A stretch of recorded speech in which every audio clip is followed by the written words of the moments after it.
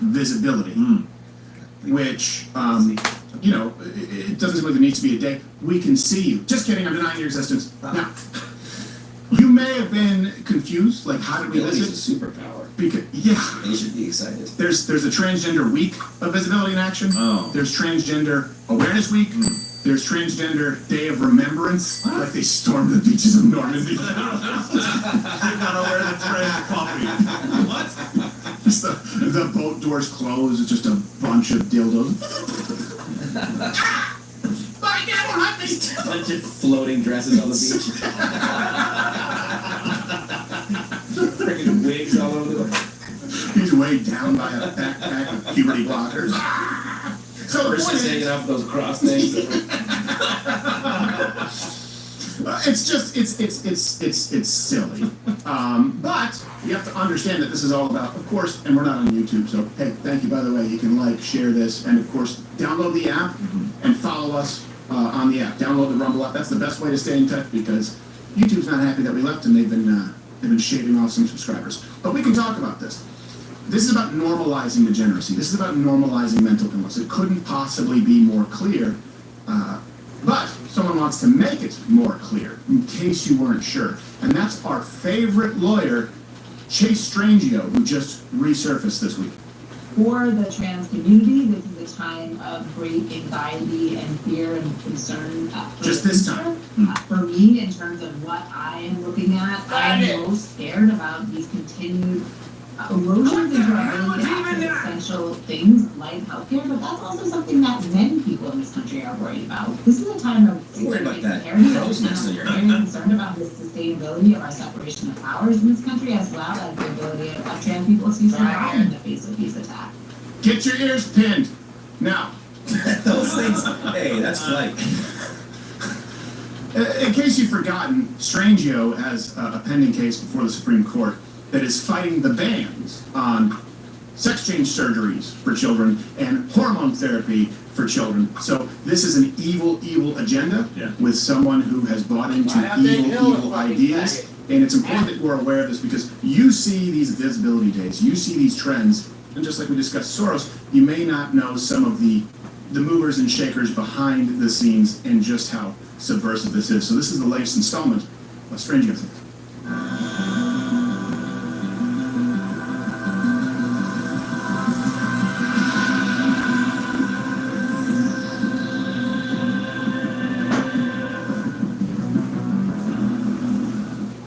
Upside down. It would make sense. The inside out. I added a fart sound because I thought it was too dramatic and serious. That person deserves no respect. And what I mean by deserves no respect. And that's the star of the circus. Chill out, okay? What I mean by no respect is the arguments deserve no respect. And the reason you are seeing this implode, the LGBTQ+, remember that plus is a placeholder for whatever they want to add to it. Boy, is that evil. The reason it's falling apart and it's imploding is because it is predicated on lies entirely. And I'll make all these references available. The party of science denies any and all science and biology, and they'll do so at the cost, to be clear, of your children. And a society historically is often judged by how they treated the actually vulnerable among them. No, I'm not talking about someone who wants to compete in women's cycling even though they have a dick. I'm talking about children. I'm talking about people who may be disabled. I'm talking about people who actually can use the protection of society. History will look back at this moment and what we did to our children and say, how did we let that evil get out of hand? Well, for a period of time, a very short period, it's because people bought the lies. So let's go through some of them from Dr. Strangio. This Strangio claims that there are no, and it's all wordplay. It's all wordplay. There are no trans athletes right now in high schools and colleges. Actually makes that claim. The policies that are claiming that transgender women in sports are men are wrong. The president is lying when he says that there are men impersonating women and participating in women's sports. There are no examples of men impersonating women that I am aware of, and it is incorrect to refer to transgender women and girls as men and boys. And that's it right there. There are none. You're going, wait a second, I thought that over 900 medals were taken from biological women, from biological men who claim to be women. But you'd be right. The argument here is for saying there's no such thing as trans women. They are women. They're not impersonating women. They are women. Let me ask you again. Who's denying someone's existence? If I don't use the pronouns that you made up yesterday, I'm denying your existence, I'm dead naming you, I'm the one who's responsible for your suicide. But you just said there's no such thing as biological women, to the point that you are going to argue in front of the Supreme Court. There have been no medals taken from men. Those medals were won by women. And how is it not impersonating a woman when most trans individuals have not gone through with the sex change surgery? By the way, thank God. They still have. They're tackled together. They can't even define what a woman is, so he just says, she, sorry, you should admonish me, that's a she. That's a she with a crappy chin strap beard. That is right. And a very practiced Admonish. forward alfalfa, as we call it. There are no Sprayed. There are no men. What are you talking about? There's not a single 900. Well, Okay? what were you before? Yeah. Like, you're a woman. Well, you're a woman now. Yeah. What were you before? How can you be only a woman and not a trans if you were nothing before? Here's their answer. They answer by literally reversing truth and lie. They go, Yeah. before I was living a lie. Ah. So the truth is you with a penis and you with your Yeah. chromosomes and you with your bone mineral density. You are a woman. The lie is that you were what has always been a man. This is where they're moving. Here's another claim that Strangio makes, that trans care for minors, for children, and I do mean children if you look at the views of this person, it's not, don't use the term, it's never been mutilation. Ahoy, me!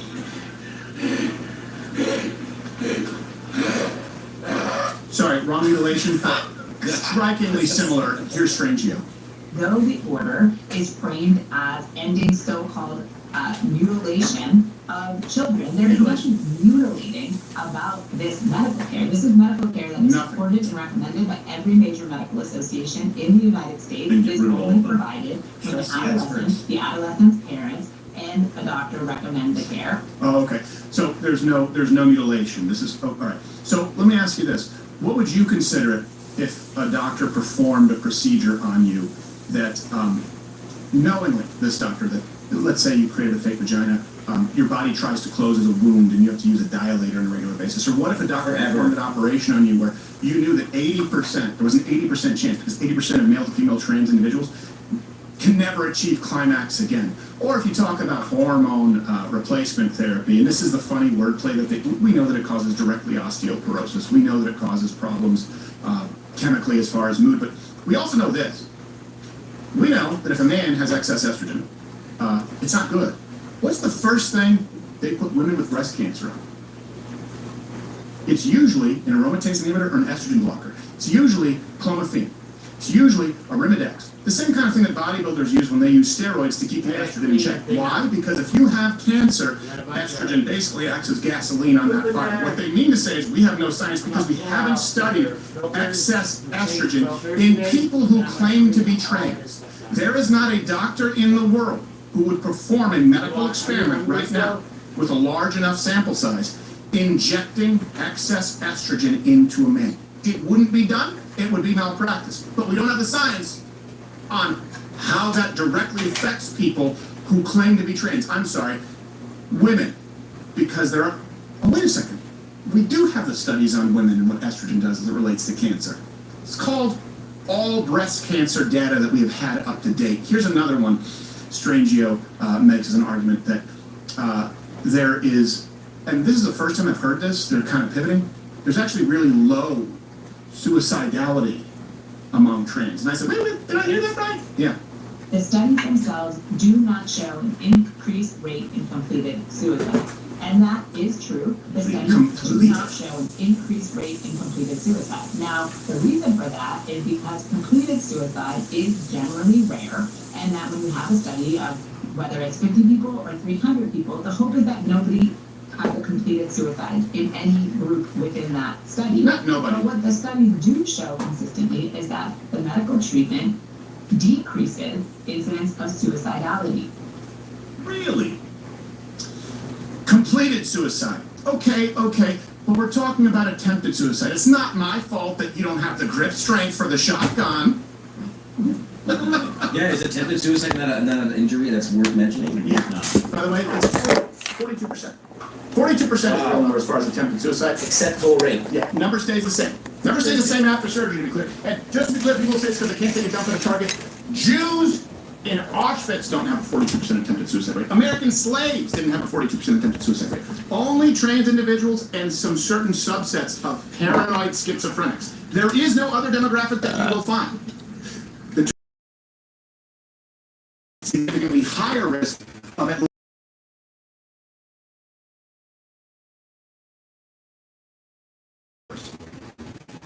So that 42% number, we actually found something interesting and new that we hadn't seen yet. It actually came out right after that, I think with another study, and said, oh, actually this was, it was lower. And then they had to come out and correct themselves. Yeah, actually, no, we were right the first time. It's 42%. We thought it was fake. We know it's right. because truth doesn't matter. Wait a second. Is it higher or is it lower? What? But you said lower. Oh, sorry, we meant higher. Yes. Stays that way. By the way, the child, the parents, the medical practitioner, the doctor, all recommending these things. The child is the only one who gets a pass here. They don't know any better. Right. The parent, you're at fault. I'm sorry. The doctor, you're the backstop. You're the one that says, whoa. Medically, this is a really bad idea. Parents, you're making a bad decision. You got a kid over here. You can't determine if they need to eat cake or sand for dinner, and they're going to say that they're a girl in a boy's body? Well, what can How we does sand? that recommendation go? Yeah. Like, Mr. and Mrs. Johnson, I'm sorry, but your child is unfortunately going to be able to have children.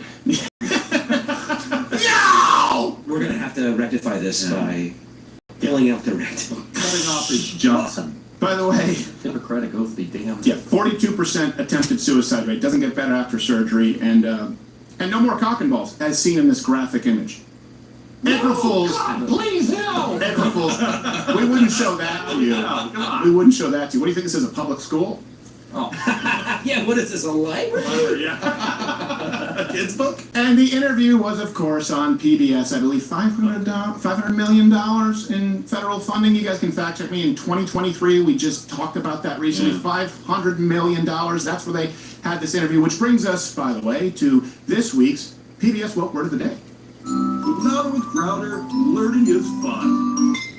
Hey, I'm Josh Fireside. And I'm PJ. And we're here today to tell you about our woke word of the day. Can you tell them what it is, PJ? Today's word is non-binary. That's exactly right. Non-binary. Non-binary is like when you don't know how to use computers, or you get a lot of viruses and don't know how to speak in ones and zeros, and you kind of... You should stop talking. Boys and girls are not dumber because you talked. I think I know. Stop talking. I thought you... What'd you say? Nothing. Good. Learning is fun. A puppet's got a mouth on him. Does. Learning is fun. So let me just tell you something. Let me make a statement. Now I know. April. It is settled science. Remember how they said it's settled science that the virus came from a wet market? Remember how they said it's settled science that the mRNA vaccine injection really is beneficial to everyone? Remember how they've said that settled science that we're going to have catastrophic man-made natural disasters, whatever that means? No, I will tell you this. It is settled science that transition surgery and hormone blockers for children, and by the way, even for adults, but adults can do crack if they want. We're responsible for our children. It is settled science that is damaging. That it is far worse than not intervening. The science is settled. If it's not settled by today, in March of 2025, it will never be settled to the left. You need no more evidence. And you need no more evidence that big tech, of course, is stacked against you, which is why you can join Rumble Premium. That's what this is right here. Right? We don't have, aside from when I sell out, 20 minutes of commercials. $99 annually or $9.99 a month. You get the entire ad-free experience. You get 100% more show. You get Nick DiPaolo, Mr. Guns and Gear, Donald Trump Jr., Dr. Disrespect. You get everything. That's what keeps the lights on. Oh, I just got honey on my finger. You have honey on your pants. There was honey on my cup, and it just Are you got, sure and then about I just wiped it on my pants, and now my legs are sticking together. Oh boy. What's the difference between being delusional and having a paranoia disorder?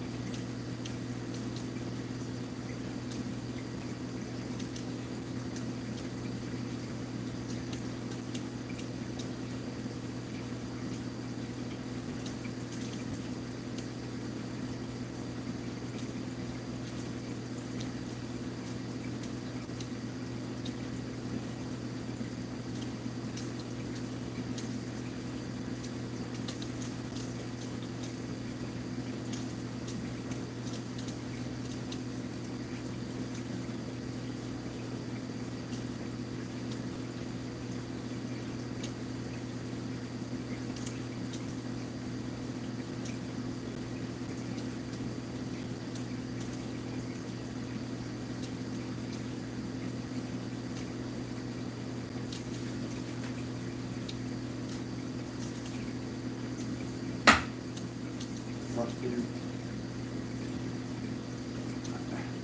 The fuck, dude? My dog is my co-pilot? Erase the song.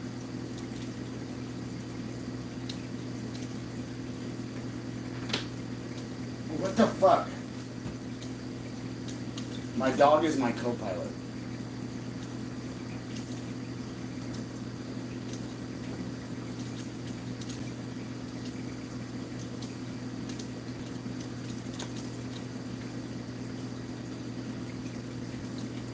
What the fuck is this?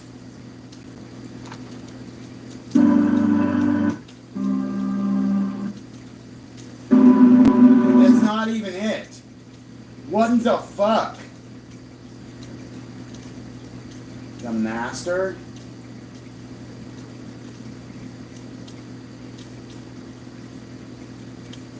Dude, I didn't do shit.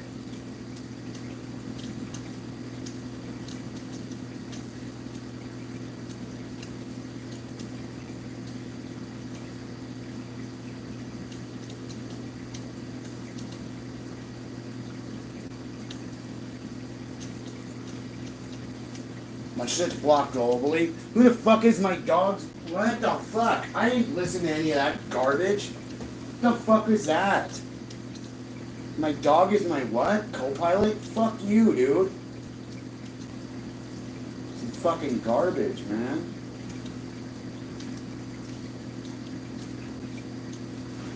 It's the honey. By the way, really quick, can I give us a silver lining to all of this? Yeah, well, I used hand sanitizer. You know what I Where didn't the see spirit yesterday? come. I can just lick it off. You know, his pants or his hand? I'm not even going to go there. All I of the am above. so glad that we didn't see anything about Trans Day of Remembrance or Visibility, Trans Visibility Day. I almost got confused yesterday. I didn't see it. I did. You know I what celebrated didn't see? it. I didn't see the White House come out and support it. I didn't see them putting messages out. I didn't even see CNN talking about it. So I'm very happy that this day is going away. You mean, wait hold on a second. You're so hateful that you're happy that you didn't see giant fake rubber tits and purple dildos on the White House lawn? Yeah. Remember when people were afraid to say that because they were concerned about being referred to as hateful? Yeah, I'm happy that I don't see giant fake rubber tits and purple dildos on the White House lawn. And for those of you who say, the Founding Fathers would have wanted it this way. No. Really? You think the folks from the Boston Tea Harbor would want giant fake rubber tits and purple dildos on the White House lawn? Yes, I watched Hamilton. Yes, listen. If trannies had been standing next to the tea, they would have thrown them in too. Okay? Yes, absolutely. T is for trendy. So let's, good enough for me. Now, Learning is fun. And I can say tranny. I love this. This is so much freedom. speaking of the compelled speech, which is what we're seeing from the left, we're also seeing it now from some people, and it becomes a hot button issue because this is what I've said in the past, right? Is if there's a group of people with whom the Jews can do no right ever, those people are anti-Semites. If there are people with whom the Jews can do no wrong ever, those people are shills. This clip is making the rounds, and I want to be very prudent in my language, but I also want to be as straightforward as possible, okay? Saturday, Rabbi Levi Shem Tov, during a Senate hearing, made these statements, which I'm not a huge fan of as it relates to anti-Semitism. I get that on campus, okay, it's a problem, but he goes further. Anti-Semitism is not just an age-old prejudice. It is a contemporary crisis manifesting on campuses across the nation. It is not enough for individuals or institutions to really claim they are not anti-Semitic. As my father once taught me, it is not enough for people, especially public figures, to be neutral or not be anti-Semitic. One must be anti-anti-Semitic. We must demand the same of our universities and government institutions. This hearing, in my opinion, is an attempt to be just that, anti-Semitic. Now let me be clear. I'm the one who supported, and I still do, the deporting of this pro-terrorist Khalil on campus. Anyone who harasses a Jewish student, and by the way, I also think that pro-terrorist organizations on campus probably shouldn't be allowed to exist. That being said, where he extends this to not only government institutions, but public figures. And that he says, and it is not enough. As a public figure, you must be anti-Semitic. This is the issue. I don't like this as an American. Let's put aside my religion. Let's put aside us being out Christians and Jews. I don't like, as an American, you using this kind of language in this country. I don't like these words as much as please. Thank you. I'm sorry to bother you. These are better words than you can do to my club without invitation. You hear me? Cuba Gooding here's so good. Even when he's in crap, he's good. And before I go on with my opinion here, I want to be really clear, because I know that we're going to get some messages where people think I'm on one side and people think I'm on the other side. And by the way, I'm not a centrist. To be clear, I've made my views crystal clear. I am pro-America. I am pro-First Amendment. I am pro-freedom of speech. Yeah. And I believe that even if you hold views that could potentially be seen as anti-American, as long as it's not supporting a foreign caliphate or a terrorist organization, you have the right to do so. So before you think that I'm throwing my lot in here with the people who believe that the Jews are the cause of all ills in the world, let me make it clear. They are! We're the same, don't you see? We are not the same. Okay. So, let me express my point of view here. And I think a lot. I'm a Christian. Are the cause of all ills in the world, let me make it clear. We're the same, don't you see? We are not the same. Okay. So, let me express my point of view here. And I think a lot. I'm a Christian. I believe that Israel has not only a right to exist, I also believe that there's obviously historical context there that matters. I hate Hamas. I hate Hezbollah. I don't even know how much of a problem I would have if it came to completely inhumane treatment for every last member of Hamas. Put a bottle rocket up their ass for all I care. Okay? That's my view on it. Now, as far as the funding, I think we fund all sides of the war, and I think that that's not very good foreign policy. So let me separate, though, myself here as a Christian, because right now we're talking about the United States. As an American,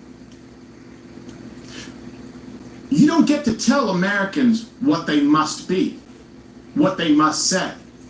It's not enough to not be anti-Semitic. Yes, it is. You have to be anti-Semitic. You are now demanding through that the topics that we have to cover. And I'm going to tell you something. It's not the fact that this guy's Jewish. That statement, and extending it to public figures, we're not just talking about on campus. Of course, if anyone's harassing Jews on campus, that's completely impermissible, just as harassing any other students on campus. Communists do it too. I'm with you. But as it relates to government institutions and then public figures, that is an anti-American viewpoint. And you know what? Someone like this, unfortunately, gives quarter to the actual anti-Semites out there who go, see, he's saying this because he has...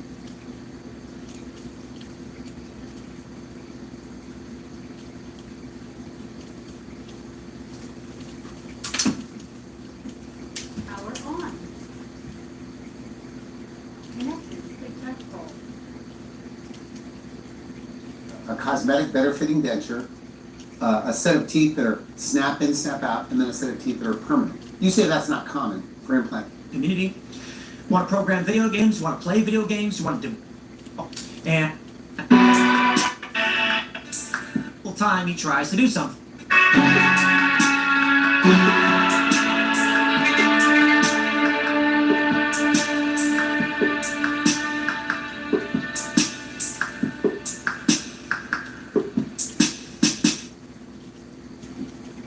calling it a judicial coup.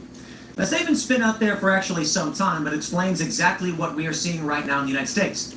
It's Donald Trump who has won the popular vote, and with it the popular mandate is being obstructed every single time he tries to do something. There are 677... Fucking 30 seconds, dude. Fuck you guys on that whole edit. District court judges... You gotta be fucking kidding me. Dude, fuck you! ...in this country. And based on the way Democrats are approaching the law, Trump would need the unanimous consent of every single one of them to do anything. The latest news, of course, being that Trump has been blocked from ending deportation protection of Venezuelans, despite the fact that he has the authority to revoke this temporary protected status. What they're referring to this as they're calling this a judicial coup, in that the judges are all exercising what's called a universal injunction, which has no basis in law. And to seek to use any authority to stop the president would be illegal. But here's the problem. They've been doing this for a long time, and they've gotten away with it because no one really cared to challenge it. It's just the way things were. Now that Donald Trump is the president and is actually trying to use his powers, they have implemented somewhere around 30% of all universal injunctions against Donald Trump. I believe somewhere around 10 to 12% of all universal injunctions ever issued have affected Trump in only the past 2 months. And when you add his first term, it's around 30% from the entire history of this nation. Now, there's an amazing breakdown of this in a hearing between Senator Kennedy and one of Trump's appointees to the DOJ, asking him about how is it possible that these judges are issuing injunctions that affect the entire country instead of just those who have filed the legal paperwork or the lawsuit. He asks, shouldn't this be, if they want to affect people outside of this case, shouldn't it be a class action? Indeed, it should. Now, this problem over what's called nationwide or universal injunction started to bubble up around the Obama administration, but really took root during Trump's first administration. Why they allow this, I honestly have no idea. But this culminates in a very interesting story. Donald Trump has deported a man, and according to the press, oopsie, it was a mistake. The man was under protection of the courts. The left is apoplectic. This innocent man, they say, was just sent to a supermax prison in El Salvador. According to The Atlantic, Trump said, it was a mistake, sorry, oopsie, but too bad, he's gone, and it's now outside of our jurisdiction, we can't get him back. As it turns out, the man was actually an illegal immigrant who was ordered to be deported. A criminal informant said to a judge that this guy is a member of MS-13 with name, rank, and affiliations. The judge determined that to be the case and said, looks like this guy is a member of MS-13. It's like this guy is leaving. He was given a protected status not to be deported for some strange reason. So when the Trump administration deported him because he is an illegal immigrant, and that's largely why, the left lost their mind saying he was never convicted of being MS-13. Now, I don't believe for a second the Trump administration made a mistake in deporting a man that a judge said could not be deported. This was an instance where it was a singular case of a judge affecting a singular individual. I think, just my opinion, Donald Trump, his administration, are saying, ignore the judges. We already saw this in the first deportation of Tren de Aragua, where Donald Trump's administration said, we're going to invoke the secrecy clause. We don't got to tell you what we're doing or why. Executive privilege. And this is where it goes. Democrats are arguing that, of course, universal injunctions are normal. Why wouldn't they be? The federal judge issues an injunction, it affects the entirety of the country. That makes perfect sense. Although it doesn't, because again, it'd have to be a class action. The idea that a judge could issue a ruling which creates law from the bench for the entire country instantly means we live in a dictatorship. Yep. It means the judiciary is the most powerful branch in the country, and it means that Congress and the executive branch may as well not exist. It is the stupidest thing I've ever heard, but it's the game they're playing. And if that's the game they're going to play, my friends, it is getting particularly hot in this country. Welcome to the morning show on the Rumble Live lineup. I'm your host for the Tim Pool Morning Show, or Timcast. Tim Pool, You can follow me on X and Instagram at Timcast. Shout out to Steven Crowder and the Mug Club for promoting this show and pointing my work. I really do appreciate the support. It is thanks to the good folks over at Mug Club that they have helped make this morning show one of the biggest live streams in the country every single day. We do it Monday through Thursday. Not to mention the Culture War podcast. Also shout out to Steven Crowder and the Mug Club for helping boost and you guys joining us to watch. Really does mean a lot.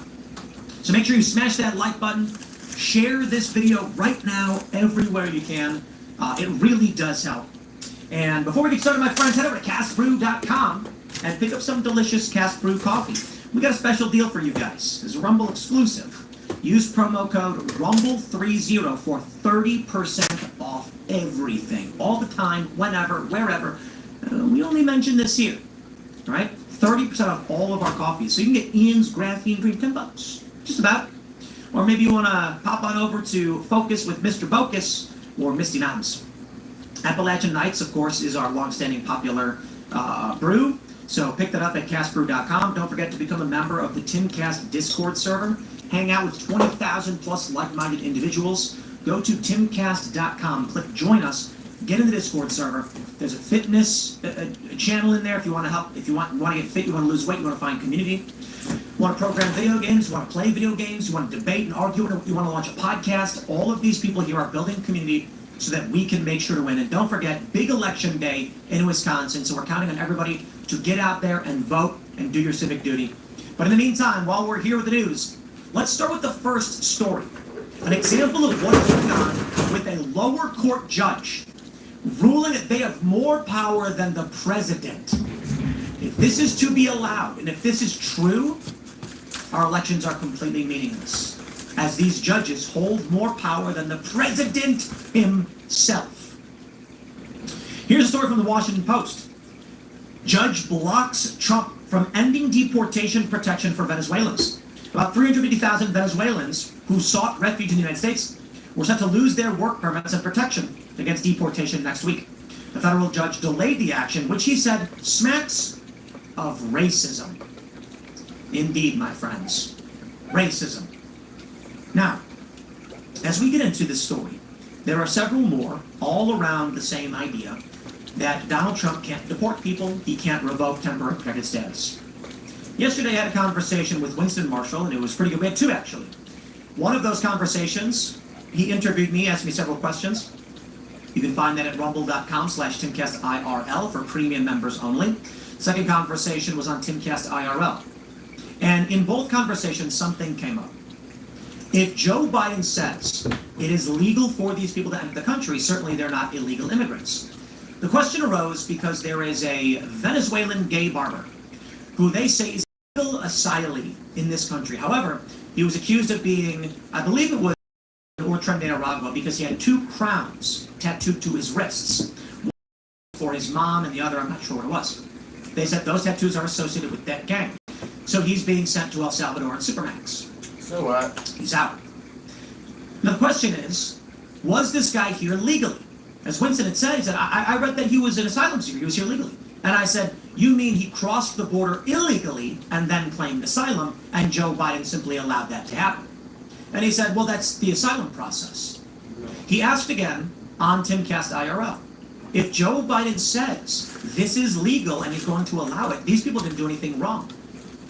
Indeed, that's the argument. But I give you one simple rebuttal. Dr. Phil exposed on The View that there were children being sold into sex slavery. It's not an exaggeration at all. He said he spoke with the head of the CBP union and asked them, is it possible these children that are coming through the border with numbers on their hands and wrists are going into prostitution? The CBP union head said, it's not possible, it's absolute. It is happening. Now I have a question for you. Would you apply that standard?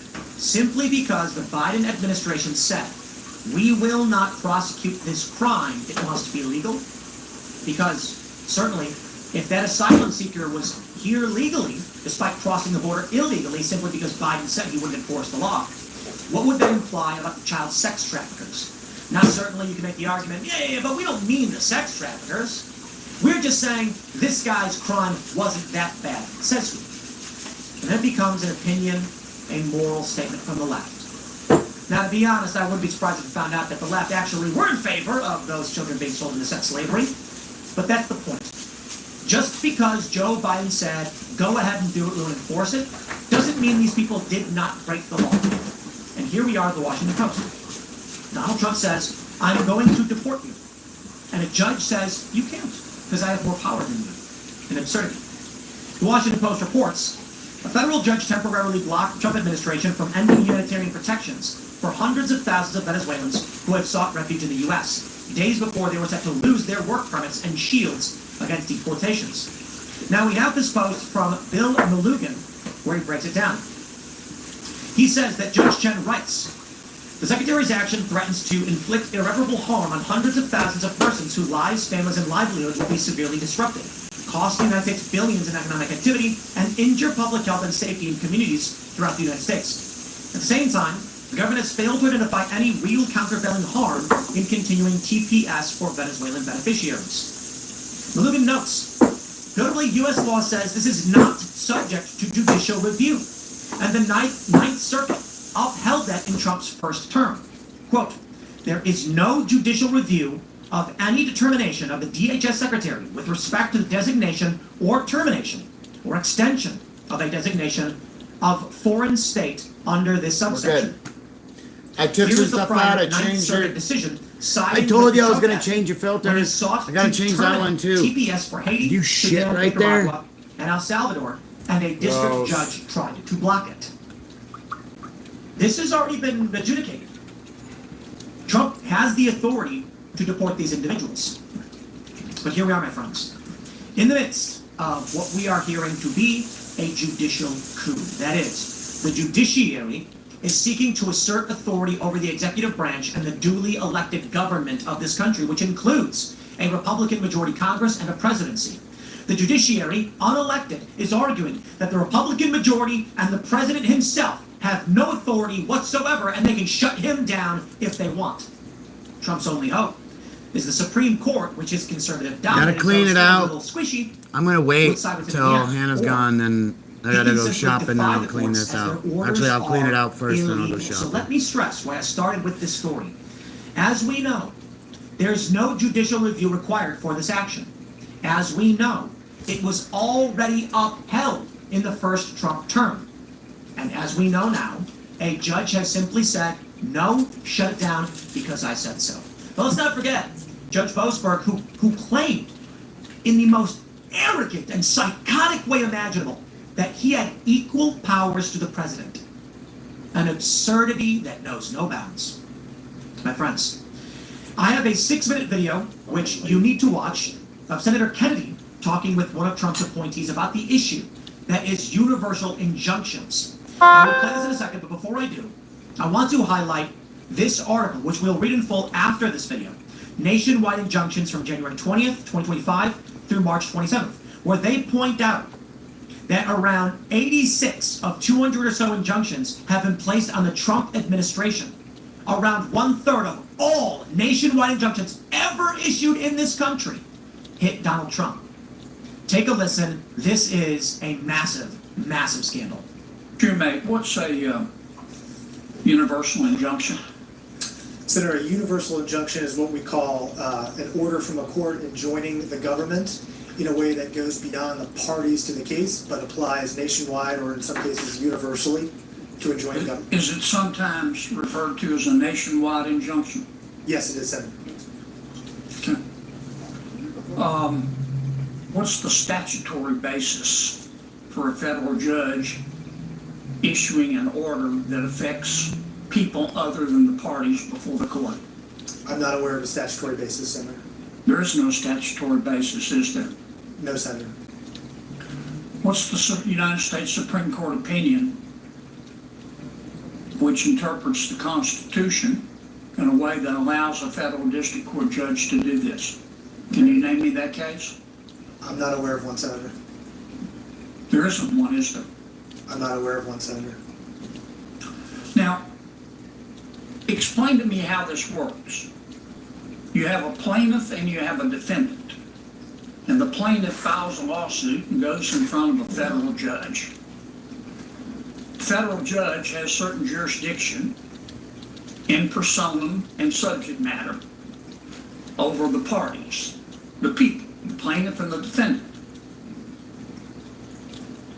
They're the only two people in court. How can a judge, a federal judge, issue an order that affects everybody else other than those in front of him or her? How is that possible? It shouldn't be possible, Senator, but district courts do it all the time. I think on the theory that the courts need to enjoin a federal policy from going into effect, and they often will enjoin it as nationwide, so all non-parties are protected by that injunction. I thought that if you wanted to affect parties who aren't in court, you had to file a class action. That's correct, Senator. So why don't the federal judges, instead of issuing a universal injunction with no legal basis, tell the plaintiff, look, you got to go file a class action if you want to impact parties who aren't subject to my court? So for one example, as I'll pause quickly here, Donald Trump barred transgender service personnel from U.S. service should they be exhibiting symptoms of gender dysphoria, meaning if they are wearing the opposite gendered clothes, undergoing surgeries or medications. His executive order stated that should they not exhibit symptoms, though they are diagnosed, they can continue to serve, should they be fit. A court didn't just side with the plaintiffs, saying these individuals can continue to serve. The court said literally anyone can serve. One of the most insane rulings ever issued by a judge in this country. Quite literally. The judge's ruling stated that schizophrenic paraplegics could enlist and go through basic training. Well, certainly there's an absurdity there. You could have too much debt and not be allowed to join the military. I mean, there's a whole bunch of weird criteria that will stop someone from being able to serve in the military. Yet this judge said, because of a handful of plaintiffs, that the Trump administration must allow all, because, quote, all means all. How is it possible? It's not. It is just a judge saying, it is so. And it is Democrats saying, we agree with it. So what does that really mean? Donald Trump at some point is going to have to say, I have heard the decision of the courts, now have them enforce their decision. Senator, the Department of Justice makes that argument all the time in our briefs. I think in many cases class actions would be inappropriate. They wouldn't, the plaintiffs couldn't satisfy Rule 23 to establish a class. So they couldn't? Correct. So they prefer to ask for a universal injunction? Yes. Okay. Does this encourage forum shopping? Yes, Senator, not only does it encourage forum shopping, but also district shopping and filing multiple strategic lawsuits to find one judge that will enjoin a single policy nationwide, where, if you have 5 lawsuits, a plaintiff, only one of those 5 cases needs to be successful. And both sides, all sides, have used this as a way to forum shop, haven't they? I think plaintiffs, regardless of administrations, will often file cases in the most favorable form, yes. Okay. And now this is true for any and all lawsuits. So right now with the legal issues that we deal with, the one thing our lawyers always ask us is, which venue, which jurisdiction? And then we have to actually make the choice. Because if you think this country is built to be fair and nonpartisan, boy, do I have a bridge to sell you. In fact, I got a whole bunch right here. The reality is, whenever someone files a lawsuit, be it towards the government, Trump, a policy, a corporation, they're going to try and find a favorable venue where the political leanings of those people are going to benefit them. Isn't that insanity? And in this increasingly digital world, where it's very easy to file electronically, it's easy to file literally anywhere. So you could, theoretically in the past, not have dealt with this problem. I'd say largely you wouldn't, because you'd go to the court nearest to you, and you'd say, here's the issue. These days, we have planes, trains, and automobiles, and the internet. And so you will get someone in New York literally saying, if we want to sue on these grounds, California is our best bet. So let's find a justification to use a California court for this matter. In fact, the federal government has prosecuted individuals in states where they felt they would get a favorable jury, even when there was no reason for this to occur. Sometimes the defendants who are moved to these locations win, citing the venue as a criteria for appeal. Let's continue. We've established that there's no basis in statute and no basis in Supreme Court precedent for a universal injunction. How about in common law? I mean, universal injunction is basically an equitable remedy. Did this exist in common law courts in England on which our law is based? I don't believe so, Senator. I think the government has cited cases from the Supreme Court that says, courts are really bound by the scope of relief that a court in equity would have granted back in England before the founding, and the courts at that time would grant relief to the parties in the case, not far beyond the A universal injunction as a remedy is unknown in English common law, is it not? I haven't done the research that far back, but I'm not aware of it. I have. It's unknown. Wasn't part of equity.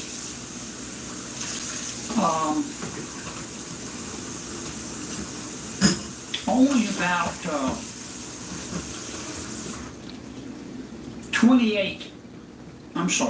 only about 27 universal injunctions were issued in the 20th century. Does that sound about right? That sounds about right, Senator. But 86 of them were issued against President Trump in his first term. Is that correct? I don't know the specific number, but they were a high number. I'll just pause real quick and say those numbers don't make sense, sort of. In the 20th century, I think I see what he's trying to say. In the 20th century, 1900 to 2000, or 1999, 27 injunctions were issued. That's how few. And in Donald Trump's presidency, what do you say, 86? And so far, in President Trump's second term, 30 universal injunctions have been issued against him, have they not? 2 months. Senator, I don't have a specific number, but that sounds about right. The universal injunction has become a weapon against the Trump administration, has it not? Yes. And tell me again in my last 10 seconds, tell me the basis for universal injunction in Article 3. I read Article 3. Which defines judicial power. Where does it mention universal injunction? It does not, Senator. It says courts are to decide the case or controversy before them, which is based on the parties to the case. So the Congress could act and say, look, federal judges, you can render a decision to a plaintiff or a defendant, but you can't impact people outside of your courtroom other than through a class action. That's why God created class actions, isn't it? Yes, Senator. Thank you, Mr. Chairman. An amazing breakdown of the nationwide injunction problem. Now let's be real. The reason why this has never come up before, some may ask, if this has been going on for a long time, and district courts have been doing this, how come it was never an issue? Well, truth be told, both sides used this to their advantage, but it appears it was used sparingly. That is, in a conversation I had with Will Chamberlain, a lawyer, I asked him, this is years ago, but he's been on the show frequently on Tim Guest IRA, why is it the Supreme Court doesn't issue these rulings? Notably, in Texas v. Pennsylvania in 2020, when Texas said Pennsylvania acted outside the confines of the Constitution, where the Constitution says the state legislatures will determine the time and place and how their elections are held. In Pennsylvania, when the judges and the governor decided they would change those rules, Texas said you were in violation of the Constitution, and the legislature should have final say. The Supreme Court refused to hear the case, despite the fact you had around 48 states actively involved and demanding an answer. And I said, why would the court issue a ruling on this? Was this clear cut? Will pointed out, they have no means of enforcement, so they're reluctant to make moves which could expose them as having no real means of enforcement. That is, the Supreme Court, and courts in general, tend to issue rulings where they feel people will begrudgingly go along with the decree of the judge. Maybe file an appeal, ultimately they win or lose, and then everyone says, okay, we agree, those are the rules. But these are not those times, my friends. This is very different. So at this point, with Donald Trump's presidency, they're pulling out every single stop. Now, come on. You think that a judge isn't going to just bang the gavel and say, I can do whatever I want? When you have other far leftists literally engaged in overt terror attacks on, say, the GOP headquarters in Albuquerque, or these Tesla dealerships like in Colorado and Vegas, where they were shooting up in mass public shootings, which they're supposedly against guns. I don't see a single Democrat coming out right now demanding gun control because far leftists are unloading their guns on dealerships. And I think we've had 2 or 3 of those instances already. Fortunately, there were no victims. But the Democrats don't seem to be coming out saying this is an atrocity. How are these terrorists getting access to firearms and shooting up car dealerships? They don't care. On the ground level, they are physically attacking people. They are terrorizing individuals who own vehicles, which they purchased well before Elon was involved in politics. At the mid-level, the political influencers are being swatted in their homes with guns pointed at them. And at the highest level, they are engaged in administrative or bureaucratic civil war, as Eric Weinstein referred to it. What makes you think they would not go to any and every length? Now, the answer here is simple. As laid out by Senator Kennedy, as is now known, they have beaten the universal injunction issue to death, and Trump need not listen. He can simply say, there is no constitutional basis for a nationwide or universal injunction, therefore, we will not abide by it. If the judge seeks to if the judge seeks to issue a specific ruling as to the plaintiffs themselves, we are all ears. But in the meantime, universal injunctions mean nothing. We have this from Wikipedia, which is, of course, a garbage source. But here's what they say. In United States law, a nationwide injunction is an injunctive relief which a court binds the federal government even in its relations with non-parties. In their prototypical form, nationwide injunctions are used to restrict the federal government from enforcing a statute or regulation. Nationwide injunctions have come into prominent use and controversy during the Obama and Trump administrations, when they have been used by federal judges to enjoin the enforcement of significant policies, including the implementation of deferred action for parents of Americans policy and the rescission of the deferred action for childhood arrivals policy. Professor Samuel Bray has said common law equity practices include nothing remotely like a national injunction, while a group of prominent legal historians more narrowly concluded that no modern style nationwide injunctions issued at common law. Courts did have equitable powers to enjoin defendants with regard to the plaintiff, but typically not the world at large. So, my friends, I give you Article 3 of the Constitution, which I'm going to read for you, because let's talk about what is constitutional. Article 3 states, the judicial power of the United States shall be vested in one Supreme Court and in such inferior courts as the Congress may from time to time ordain and establish. The judges, both of the Supreme and inferior courts, shall hold their offices during good behavior and shall at stated times receive for their services a compensation which shall not be diminished during their continuance in office.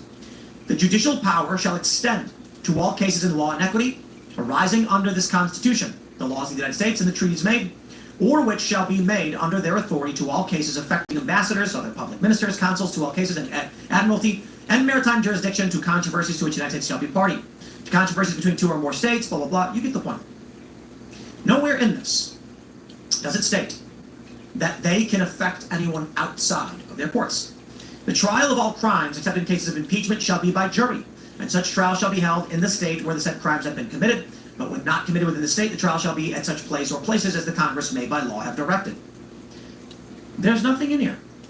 It says that they can affect the court. They can deal with those that are party to those cases. Now, Section 3, dealing with treason, specifically, treason against the United States shall consist only in levying war against them or in adhering to their enemies, of which I don't think we have too much to worry about in terms of that right now, although it is brought up as Article 3 is interesting, to say the least. Now, my friends, we are going to be getting into exactly where all of this goes, not just the fact that this is the universal injunctive coup, a judicial coup, but the actions taken by the Trump administration. Of course, Judge Boasberg faces removal under new GOP proposal, but interestingly enough, a specific case involving a man who a court deemed determined was MS-13. The Democrats are upset he did not get a jury by trial of his peers in this country. Well, he's not a citizen, so there are no peers for him. But they demanded a jury trial for an illegal immigrant. Donald Trump just said, well, he's an illegal immigrant, he gets deported. A judge even said, this guy's MS-13. And Democrats are arguing a judge declaring it doesn't make it true. Certainly, you're correct. But he's an illegal immigrant. So what does it matter? He received his due process. They say, you're an illegal immigrant, we think you're MS-13, we deport you. Here's a story from Newsweek. They report, a Republican congressman has introduced a resolution calling for the firing of the judge that blocked Trump's El Salvador deportations. The resolution introduced by AZ Rep. Andy Biggs seeks to bypass the impeachment process, in which 2/3 of the Senate would have to vote to fire Judge James Boasberg. Were it to succeed, it would spark a major constitutional crisis and set a precedent for congressional firing of judges seen as political opponents. Boasberg warned DOJ officials on March 15th that a group of Venezuelan men should not be deported to El Salvador until they'd considered the full facts of the case. The men were deported the same day, and Boasberg had spent 2 weeks trying to find out if the Trump administration had violated his court order. He also suggested that the Trump administration may be in contempt of court and expressed his frustration at the DOJ for its refusal to answer his questions. Trump wrote that he should be impeached. However, that would require a resolution by the House and approval by 2/3 of the Senate. Republicans have nowhere near the numbers for impeachment to succeed. On March 31st, Biggs introduced a resolution to fire Boasberg that would require only a simple majority of the House and Senate. However, it would likely face an immediate legal challenge, as it would seek to bypass the Constitution's impeachment framework. Biggs' resolution reads, Chief Judge Boasberg, in violation of his oath of office, did knowingly and willfully use his judicial position to knowingly interfere with the president's constitutional prerogatives and enforcement of the rule of law for political gain. My friends, it's likely not going to succeed. But the question before us right now is not who is right and who is wrong. The question has simply become, at the administrative level, who is willing to push and exert more force and authority than the other side. That's it. This judge is in the wrong. Donald Trump has the authority to deport. The due process for illegal immigrants is actually quite simple. Due process does not mean every single person, everywhere, all the time, gets the same court proceedings. There's due process for American citizens, which are guaranteed a trial by a jury of their peers. Illegal immigrants who are subject to deportation and immigration law do not have the same benefits.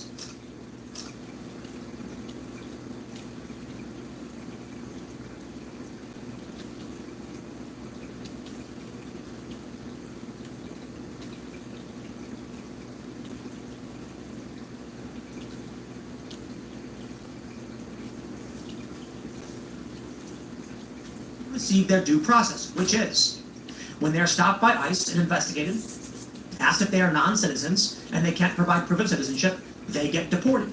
Now, I do have some fears here, but there's always going to be cracks in the system. There's nothing you can do about it.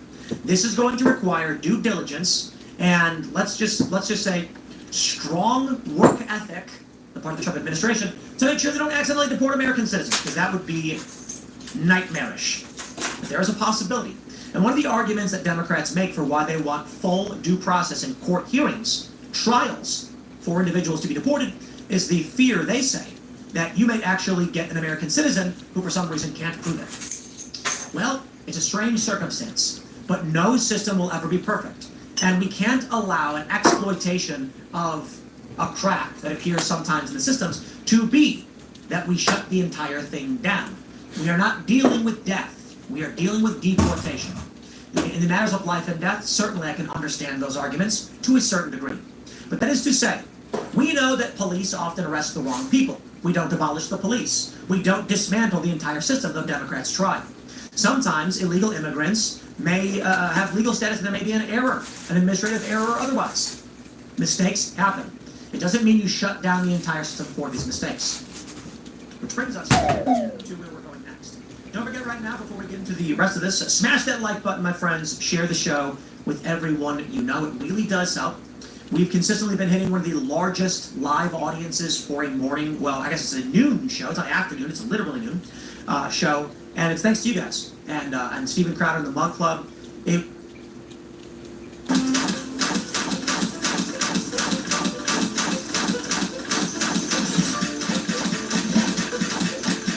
Let me jump to this next tweet here. We have and immigration law do not have the same benefits, but they do receive their due process, which is when they're stopped by ICE and investigated, asked if they are non-citizens, and they can't provide proof of citizenship, they get deported. Now, I do have some fears here, but there's always going to be cracks in the system. There's nothing you can do about it. This is going to require due diligence and let's just say strong work ethic the part of the Trump administration to make sure they don't accidentally deport American citizens, because that would be nightmarish. But there is a possibility. And one of the arguments that Democrats make for why they want full due process in court hearings, trials for individuals to be deported, is the fear, they say, that you may actually get an American citizen who for some reason can't prove it. Well, it's a strange circumstance, but no system will ever be perfect.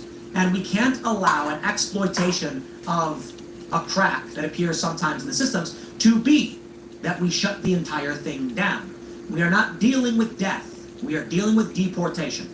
In the matters of life and death, certainly I can understand those arguments to a certain degree. But that is to say, we know that police often arrest the wrong people. We don't abolish the police. We don't dismantle the entire system, though Democrats try. Sometimes illegal immigrants may have legal status and there may be an error, an administrative error or otherwise. Mistakes happen. It doesn't mean you shut down the entire system for these mistakes. Which brings us to where we're going next. Don't forget right now, before we get into the rest of this, smash that like button, my friends. Share the show with everyone you know. It really does help. We've consistently been hitting one of the largest live audiences for a morning, well, I guess it's a noon show. It's not afternoon, it's literally noon show. And it's thanks to you guys and Stephen Crowder and the Mug Club. It really does, I want to say this sincerely, it really does mean a lot that Crowder has been shouting out my show and supporting my work. It is tremendous, and I'm eternally grateful. To all the Mug Club members who watch, you guys rock, and I really do appreciate your support as we break down the news.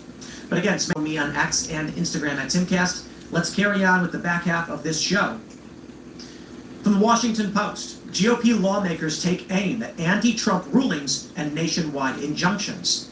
With courts temporarily blocking many of Trump's actions, his allies are seeking to change nationwide injunctions and the judicial system. I'm going to pause right there. They're seeking to have this system, which has no legal basis, to be stopped. Now, to be fair, I want to stress, as it pertains to Judge Boasberg's ruling on these individuals not to be deported, that is not a nationwide injunction. That was specifically on some certain individuals. That's interesting as well.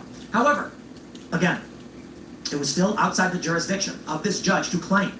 I mean, he claimed that equal powers to the president. The judicial branch has powers, but not pertaining to foreign treaties and the INA, which gives Trump the powers to make the moves that he's made, particularly with people like Mahmoud Khalil, where it says that if an individual here on a visa is a threat to our national security, they can be deported, a threat to our foreign policy. I actually asked this of a liberal lawyer who came on the Culture War podcast. Is it within U.S. foreign policy interests to defend and support Israel? He said, yes. But you think it's wrong, of course, but it is. It is the U.S. foreign policy. It is the government's decision to do these things, indeed. Do you believe that protests against Israel in support of Palestine undermine that foreign policy? He said, yes. Well, there we go. The INA makes it clear Trump can deport these individuals. But they have judges trying to stop it all across the board. A bill to stop nationwide injunctions, says Chuck Grassley from the Wall Street Journal. And I believe we have one more in this regard. As of today, Jim Jordan asks House appropriators to curb nationwide rulings. Very interesting.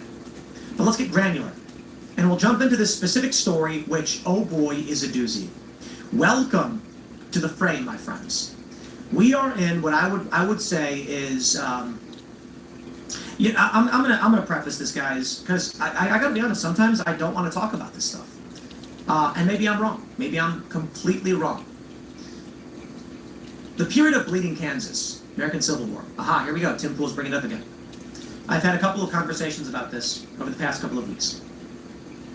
It was a battle in Kansas specifically, as they fought over whether the state would be a slave state or a free state. It was a territory. 7 years this fighting went on. But at the time, there was an administrative civil war going on in this country. That is, I mean, first of all, in Congress, a guy caned another guy and beat the crap out of him and gave him a traumatic brain injury. That's besides the point. You had legal battles everywhere in the country, fighting over whether states would be slave states or free states. This was the administrative civil war. We are in that period now. As judges and lawyers and political actors are seeking to stop an administration that won the popular vote. This is pertaining to deportations and whether or not non-citizens have rights to live and work in this country. You know, the argument I made like 2 years ago, a year ago, was that a potential scenario we will get is that Donald Trump's actions in deporting all of these people will be likened to World War II and the Holocaust. That will be used to fan the flames which bubbles up into civil conflict, which will fundamentally alter the structure of the United States and its borders, ultimately resulting in the dissolution or the fracturing and destruction of this nation. That is, before the United States Civil War, this is an amazing fact, and my source, of course, is National Treasure, starring Nicolas Cage. I'm kidding, he does make this point, but it is true. People used to say the United States are, because while there was a federal government and a singular nation, for the most part, the states were more like countries. They were sovereign states. After the American Civil War, people began to say the United States is. After the Civil War, slavery was abolished, rightly so if you ask me, and the country became unified as a singular entity. No longer were states considered sovereign, though there was a way of the states declaring sovereignty, I think 20 years ago, about 18 years ago. They all started saying, we're sovereign, we just want to make sure everybody knows that. We can enforce our own laws. I gotta say, the two amendments that are probably beaten to a pulp more than any other amendments, the 9th and the 10th, the rights of the people in the states. Yeah, right. Now, my fear is this. With these stories and the administrative civil war that we see, should there be a civil war, I liken it back to what we saw in the American Civil War and the fundamental changes to the nation that would occur in the event the left would win. Then perhaps the right would win, I'm not sure. The Republicans won last time, maybe they'll win this time. The idea would be that Donald Trump begins to mass deport individuals. Judges attempt to stop him. You have individuals engaging in street-level violence across the board. Right now, it's not nearly as bad as Bleeding Kansas. I mean, you get John Brown walk up to a guy and shoot him in the face. Like there was a slave owner in his field, and John Brown just walked up, bang. There's many stories like that. So we're not there yet. We do have the Tesla violence, which seems weird, but sure. So let's say Donald Trump's mass deportations come to a head where you actually get Trump raiding California, state forces saying, we're not going to abide or support this. On the ground, individual activists, let's just call it sovereignty and citizen abolitionists, although it seems weird, something to abolish, but they want to. They begin fighting. We enter into a Bleeding Kansas period where people are fighting, trying to protect illegal immigrants in this country. Let's say it results in a civil war breaking out. Donald Trump loses that conflict. The right loses that conflict. Glasses. Put them on. Glasses. Are they broken or anything? No, she just, teacher gave them to me. I don't know why she didn't have them on there. You gotta leave your glasses on. Are they dirty? Yeah. Daddy. That looks cool. Daddy. What's up? Oh, you got some stuff to color. It's the cutest. Oh, and it is cute. I just burped smoke out. I was like, I was like coughing out there. I don't know how I'm like went in, but because I got out and puff on my tobacco yesterday. That's gross. Other burps are like a weed burp's pleasant, but like you're like, ah, Yeah. right? And then like, because I don't know if you ever smoked. So Used to. so like when it's like tobacco, you're like, ugh. Yeah. I'll do it. It's annoying. Just like the cloudiness in my water. I'm gonna change. I'm gonna clean my liquid filter. after she leaves today. So, because it's just like, I don't know if it's just cloudy because I put that leopard pleco in there. So, because that's just like an algae fish. It creates so much poop. That's one thing I noticed. So. But yeah, I'm trying to get it correct, you know. So that's why I got these things. That these are like crazy. They can go. They're a giant air Daddy, stun. I put my Star Wars in here. Your Star Wars in there? Yeah. Little guys.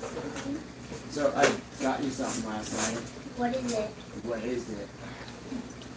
What is it? Come here, look. And we're waiting for a refund on. So, okay, we got an offer on this. What is it? This is a Chinese Aerodactyl. See this?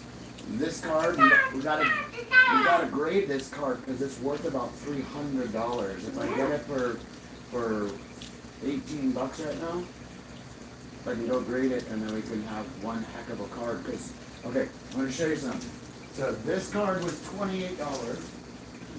Which one, Dark Sylveon? You're so smart. Oh my gosh. She's so smart. Like, this thing went up to $96 overnight. Oh wow. So, I got to... Your dark one's right here. She's so smart. Because, like, this is the dark Sylveon that I'm going to send in and have it graded. Because, like, this one, if it comes back as, like, a 10 or something, it's worth some money. So, like, and then if I do that to all her other cards, it'll just cost me sending them in and waiting like a month and paying like $200. Because most of them, if you get a 10, they'll upcharge you. So they'll charge you an extra like $40. And you're like, wait, why? And when you get your card back, and you get a $2,500 card back, you really don't care about paying an extra $40. Yeah. So, looking at like some of the stuff, I went, okay, I'm going to grab this and that. I got you a gold card. Oh. Hannah, come here. What is it? I got you a gold What? Umbreon. Look at this. Gold. It's a gold Pokemon card. Dude, so the Umbreons is Eevee, right? So she's this is the Umbreon EMAX, so it's coming. So that's the thing is, I got you a gold one, and we gotta get a couple other ones. But yeah. Let's see what offers we got. Don't get cheap. Oh yeah, come here. Look at this. I'll show you. Alright. So this is a nail thing to do all your nails and stuff. It has like nail glue and glitter. And look how much glitter it's got. It's got little jewels. Look, it's got little jewels. See that little pink brush? Mm-hmm. It's a nail brush. Okay? Look, your papers are for my cheeks. Yeah, Oh. Will you buy it? I'll get it for you. And what is for my nails? I want to do these or... Well, you're gonna have all those. So that's the kit. That's the kit that it comes with. Oh, there's this... Hold on, look, watch. Hey. So it comes with 18 nail glitters. 18 colors can be matched. Long lasting, good adhesive for 14 to 21 days. Without peeling, no bubbles. Oh, I'll have to get her opinion on it. What do you think of this for nails? Because I'm trying to get her some stuff and like a nail dryer so she can we can do the little intricate stuff. I use This is all pretty cool stuff. It pretty much has everything they need. But I don't. Everything for Is it cheap though? Or do you think it's cheap for that price? $17 bucks. Go, you do your thing. Oh yeah, that is cheap. So, That's a good price for everything with that. but if you think that's cheap, like cheap as in like crappy cheap, Yeah. versus like something that's like more not generic. I feel like it's cheap for the price. Like it's probably like cheap products. Yeah, To yeah. be honest, That's yeah. what I'm trying to like get away from those Yeah. things. So asking a woman's perspective on those things because you know about Right here. what's good, what lasts, what doesn't. Oh yeah, like if Over you the ever- years, you've done your nails so many times that Oh, you're yeah, like, yeah. you know. Like if those press-on nails that you get at the store, they're like $10. Yeah. And imagine wearing nails. I will see I feel it. like a good price for the office stuff would be like $40, $50. Right? I thought about like, yeah, it should be up there because if you're gonna invest in something and get quality things, you get good rhinestones. You're not gonna get these like crappy plastic things. You don't get like. You used to have that really little ring on. She had a little gold ring on. No, Yeah, little- I gave her the other kid. Yeah, I love you. yeah. I You- gave her the other kid. You gave it to somebody so they would have fun with it. Yeah. You know how nice of a person that makes you be? It's happy. Yeah, I never locked me out of my own bathroom. Yeah, I fuck you up. Just making sure my I lock you up. Lock you up. But I lock you up. Have you ever seen these? They're like wipes for, I don't think they're for your glasses. Also for like your face. Oh, it's for your eyelids. Yeah. That's cool. Hey, sit down for a second. We're gonna pick out some cool nail stuff. Come here, sit there. The nail stuff? Yeah, we're gonna pick out some nail stuff. We'll see how nice this feels. You're gonna go, close your eyes. Okay. So this is for your eyelid, okay?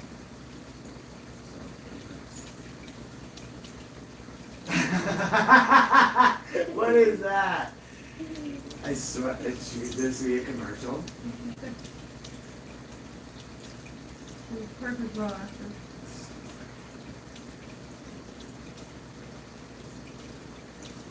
You feel better?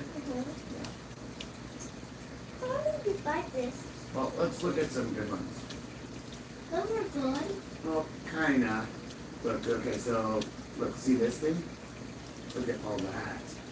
Can't use that one. Well, look, there's a little finger so you can practice on. I got a finger to practice on. I can't use that. Can't use that? Look, it has those little glitter. See those little jewels? Look at that. Oh yeah. Is that cool? You like those? No? You don't like the jewels on the nails? I wanted those colors. Those colors? The sparkly ones. Sparkly. Oh yeah, look at. So, I found where I could get Pokemon plushies for cheap. Plushies? Pokemon plushies? This one's 10 inches tall. Aww. That's like, okay, so, see this? Okay? Let's see how tall he is, okay? I need it. Where's my yardstick? Right here. My yellow yardstick. Got it, yeah. Cool. Gotta have one of these. This thing's like solid. I need it. It's not, this thing's solid metal. Hold on. Look. So they're that tall. Okay? So this one is that tall, which 10.6 inches is What kind of. is this? Look, there's a Charmeleon. He's 8 inches. Look at this guy. This ghastly. Is that cool? Look. Isn't that cool? It's scary. Ah. Ah. Oh, that's cool. Right? I haven't fun with dingo. Ding ding dong. Like, I think she would love this one. I want to like order it and then not even tell her. So, because like that turns into this Ninetales. So, but like, how cute is that? Pikachu Snorlax. Where's the Oh yeah, this. Hold on, wait. I got some surprises for you. I don't want you to see first. Pikachu? I don't see it. Are you rad, right? And I want a Pokemon Pat Pat. Oh, we'll get you one. Well, look at this. Is that one? Oh, move this over. There it is. Oh, nope, not that one. Where is it? Where did that just go? What? That's not cool. I didn't see. What? Super cute. Snorlax, Pikachu. There's a couple that are like that. Watch this. So, look, there's the Rayquaza one. There's no one. That thing. Oh, I want that one. Look, there's this one. He's on top of a Lapras. Pikachu is hanging out on it. They have a bunch of stuff. There's a Pat Pat. Alright. I wanted to get you something, but you're gonna end up ruining it. Who's that? Nick. You know who that is? Mm-hmm. Who? Pokemon. Gyarados. You know the fishy you have? The Magikarp? Mm-hmm. This is what he turns into. Mm-hmm. Mm-hmm.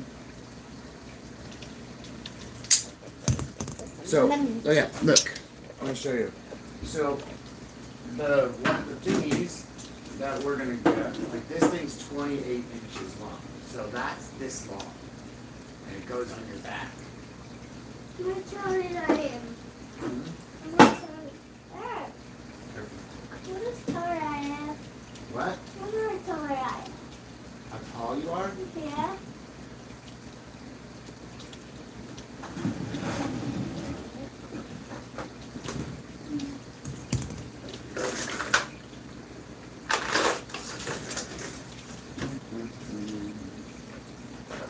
Actually, I already know what to use. I just looked at it.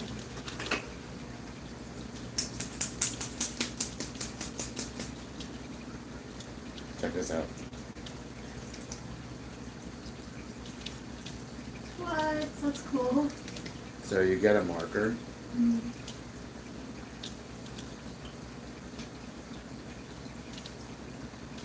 Like it's like your car how it comes with. It's a paint pen. You should have one with it. It's pretty nuts. Mm. Come on. What? What is color? I'm gonna try to use this real quick on the wall. This? Because it's white paint, and then I can just. I have 4 of these. Got one that's black, I have one that's like maroon. I got a dark blue one and a white one. I have a pink one. No, I don't have that color because I didn't drive a pink car when I was in auctions. Because I'll go through and clean out all the cars and at the auction house, and they have all this stuff like. Shoot, I just saw one bouncing around crazy. Oh, here's another one.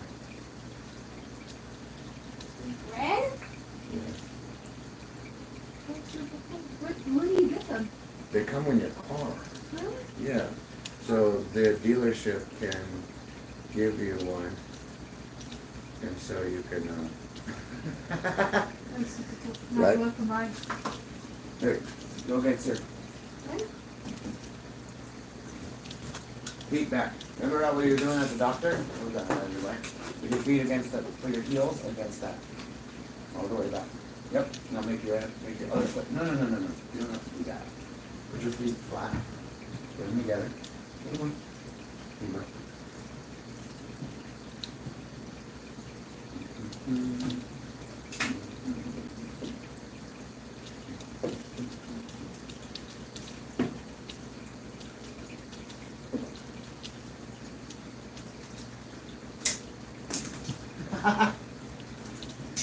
Always gotta drop something.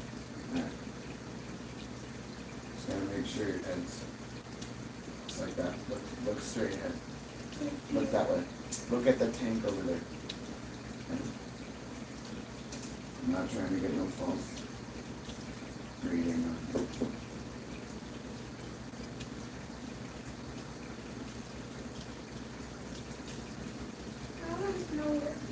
What are you talking about? Works. So look, so this goes to 36 inches, right? We're gonna go 36 for the touch. So I'm gonna do a little mark there. I didn't get the marks out. So we're at 36. And we're gonna do some math, okay? No, look, we're gonna do some math right now. Look. As from here, how many inches is that to there? Count them. Right here.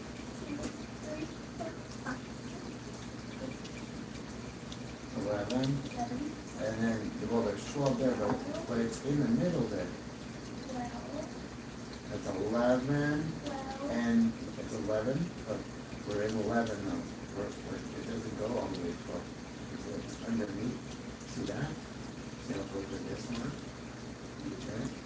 So, if it does this, you can't write on the wall. Stop. I'm doing something cool for you right now. Okay, just chill. I get to write on the wall, you don't get me. So, alright. So we got 36. Come here. We all. What are your taller you are? I am taller than you, yes. What are you taller you are? How tall am I? Yeah? I am 5'10" and a half. Let's see. Alright, we're gonna do math on here. Okay? No, watch. So we had 36, right? This thing is 36 inches long. Look, 36, right? See that? So, let's do math right here. No, we can do math. Stop. We're gonna figure out how tall you are, right? So, here we go. 36 plus 11.75 inches. So, look, can you do this? Look. This is the math. See this? A girl! Yep, that's a girl. Look, that's Lily. She's worth $9,000. Lily's birthday. Lily's birthday is Lily. This card? Without grading. $9 grand. Oh my goodness. So it's like those things that you're like, okay. So 4, 7. Look, you're 47 inches tall. 47? 47.75 inches tall. Okay, so look. See, like there's other things. All right. So okay, there's a one right there at 40. There's a light. So this is an acrylic nail kit. It has a drill, it has lights. And their parts. Professional nail kit right here, $36. That's pretty much it. Good. I'm gonna let her.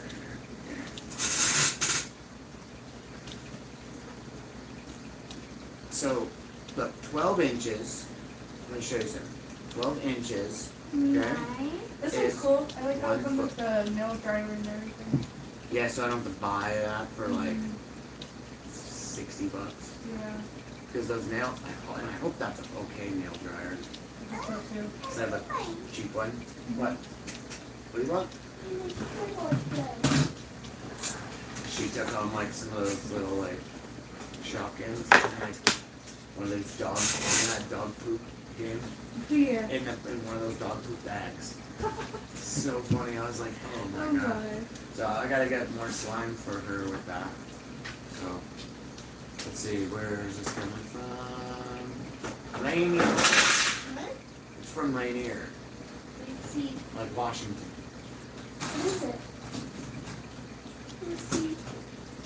This is okay, so it's an acrylic nail kit. We can get you, we're gonna buy this right now, and it's gonna come. This? Yep, look much. See? This? That thing is $40. I want to get that. It has all the sparkly stuff on it. I want to put What? I want to put one of the swirls in the vein. No, icy. What? An icy vein. I'll get you that, don't worry. But those are bath bombs. And you in the bathtub. Look at that kit. That's a crazy kit right there. That's $54. That has so much stuff. Look at this one.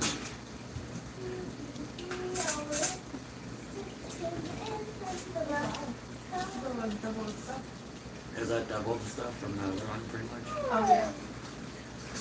For sure. No more glitter.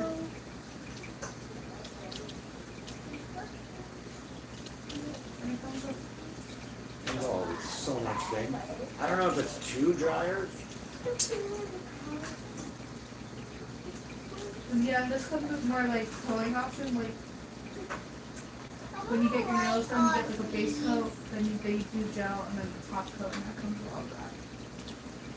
Like these ones are gel, and like they're not acrylic or fake or anything, so when you take them off, it doesn't really damage your actual nail. It doesn't hurt you. Yeah, whereas when you put acrylic, you put like essentially like.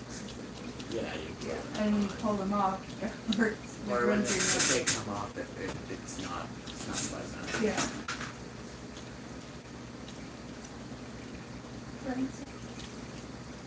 I tried to talk to my attorneys like over and over and over, right? And he finally messaged back there, hey, so we could talk around this time. I have visits, so I don't know if you don't understand what time my visits are. But like the thing is, it's like you guys, it's like having a doctor that doesn't even know who you are when you walk in the room, but you've been seeing for years. And the thing is, I just feel like you guys aren't doing anything. Because everything's gone to a standstill. I'm the only person that was able to get anything done. You guys couldn't get 2 supervisors dropped. Because like, how did I get that done by myself? Period. It was visitation people, and if they know that I'm not anything of what you guys are saying. So when I'm calm and collected all the time, and then I get came at with, oh, you're doing this, you're doing that. What am I doing? You're telling me I'm doing something, I'm not doing it. You're gonna keep saying that? But that irritates them. It's just like, yeah, being gaslit to being like, it will cause you to have mental breakdowns. You're like, stop saying that. Oh man. So like that's how I felt this whole time. But hey, you know, it's like you sit back in this stuff to see if the things will work out. Because I'm just I had to go agree to be on medication for her to come home. And that's the only way for her to come home. So being in duress all the time because you're not with your kid, it's annoying. So, but like, because, yeah, she should be chilling. Hey, Evie came over yesterday to see if you were here to play at like 5:30. It's the cutest thing ever. I was like, I didn't hear a knock or nothing. But the little girl was out the door, and I was like, open the door. Oh! And I looked up, and then I went, oh! I was like a hobbit. Because she's literally this tall. She's so cute. She's literally this tall. And her name is Edie. Like after the Pokemon. So cute. Little girl, so cute. And her riding bikes together was like the cutest thing in the whole world. Still raining out there? No. It sucked when you guys came in. I'm like, nah, it's still like, I don't know. It's like it's like kind of cloudy, but it's just wet. I don't want you to get all soaking wet. And my hair's wet too. Why? Because it makes me wet. My hair. Like when you went outside? Yeah, outside. Oh, her jacket was pretty wet too. So, really? Yeah. That's why she didn't have it on.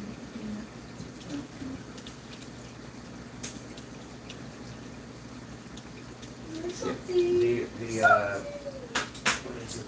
The coat that I sent her with, that's like a light blue, with like, you seen that one that had the fur on the hood?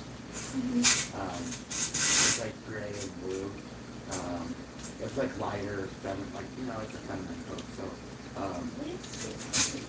that one is really really the one you get hanged on to, and it should be soaking usually like dry. But I think that one is just, that's gonna be down for like 10 years. That has somebody else's name in it, you know? So, cause I buy all this stuff brand new. What happened to your finger? I got hurt. It got hurt? I got it cut. Doing what? It was cut in the gut. Oh no. You go see it? That's okay, you can leave it on there. You're playing with the sand, don't uncover it.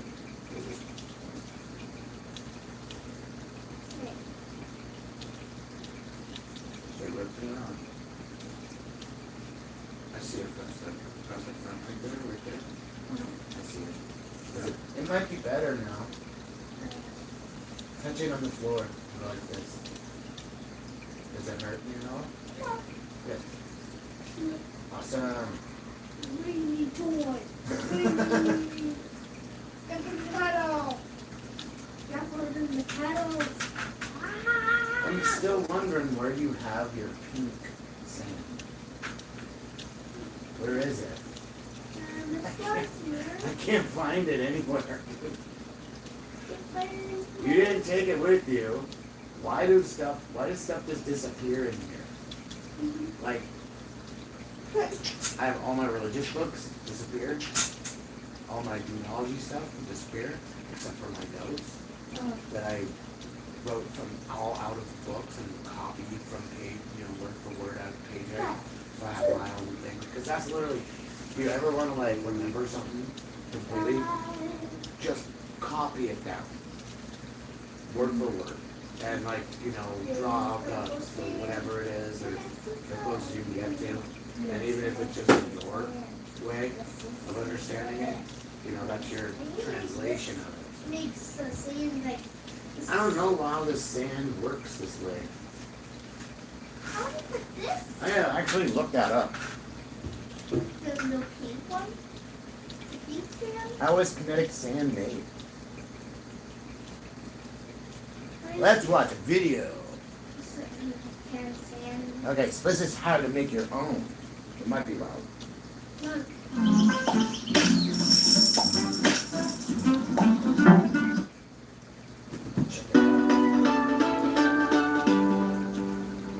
Okay guys, so I saw a video on Facebook, lady-made kinetic sand with like 4 ingredients. We're gonna try to do that today. Let's see how it works. So here's what you're gonna need. Some fine clay sand, this is just white. I got food color so we can color the sand. We got cornstarch. Cornstarch and some liquid dish soap. Two forks. Yep. We got 2 forks. It's a measuring spoon. I'm gonna make green, you're gonna make blue. Okay. Okay, so we need a cup of sand each. And then, guys, this is super fine clay sand. Look how fine this is. We're doing Seahawk color. Yeah, so we're gonna do 1 cup of sand per bowl. Oh, we need water too. Next, we're gonna need 1 teaspoon of dish soap. So Matt, I'm gonna pour the dish soap. Yeah, it's real sand. So we need about a teaspoon, huh? Beach sand? No, it's fine sand, I don't know. So we need 1 teaspoon of soap apiece. And then we're gonna do like 1 tablespoon of cornstarch. Okay. Okay, so now what we're gonna do, 1 tablespoon for me, 1 tablespoon for you. Okay. We're gonna mix this up. And I'm gonna add the food color. Okay? You're doing blue or green? I'm gonna do blue. Okay, Matt's doing blue. Okay. You know that white? So start mixing that up. I'm gonna do green. White and black. Well, once I think we get everything going, so look at it, okay? Start mixing it up. I'm gonna add just a little bit of water, a little bit at a time, guys. Okay, you wanna make it, Ooh, yeah, I feel like see sand, okay? Sand. I feel like actual beach sand. So, okay, guys, so this is what it looks like when you're done, okay? So it's just this mixture of sand and water and soap. Okay, so now we gotta let this sit for 2 hours to kind of evaporate some of that water out of there, and then it turns into kinetic sand. Okay, so we are gonna let this dry for 2 hours and we'll be back and we'll show you how this turned out, okay? And we'll see you in a second. All right, okay guys, so we're back, Naomi. Can you see, what can you see? Can you just see this right here? No, I can see the whole table, even those boxes. Oh, man, that's so okay guys, so we're back. Okay guys, so we're back. And these are how our kinetic sands turned out. They turned out really well, didn't they? Yeah. It's just like real kinetic sand, guys. It's like, look how flowy and just looks exactly like kinetic sand. So that recipe really worked out well. It's, look at that. That's real kinetic sand, guys. Yeah, look at Matt's. Matt's turned out even the same. Just blue. Yeah, this is just great stuff. That's pretty cool. It really works. We didn't buy kinetic sand and replace it with sand. They did. Yeah. Just like, so we're back, Naomi. Can you see, what can you see? Can you just, But they went and bought the stuff. They did work. No, I can see the whole table, even those boxes. So we're back. Okay guys, so we're back. And these are how our kinetic sands turned out. They turned out really well, didn't they? Yeah. It's just like real kinetic sand, guys. It's like, look how flowy and just looks exactly like kinetic sand. So that recipe really worked out well. It's, look at that. That's real kinetic sand, guys. Yeah, look at Matt's. Matt's turned out even the same. Just blue. I've been telling everybody today, I'm like, hey, Yeah, this is just great stuff.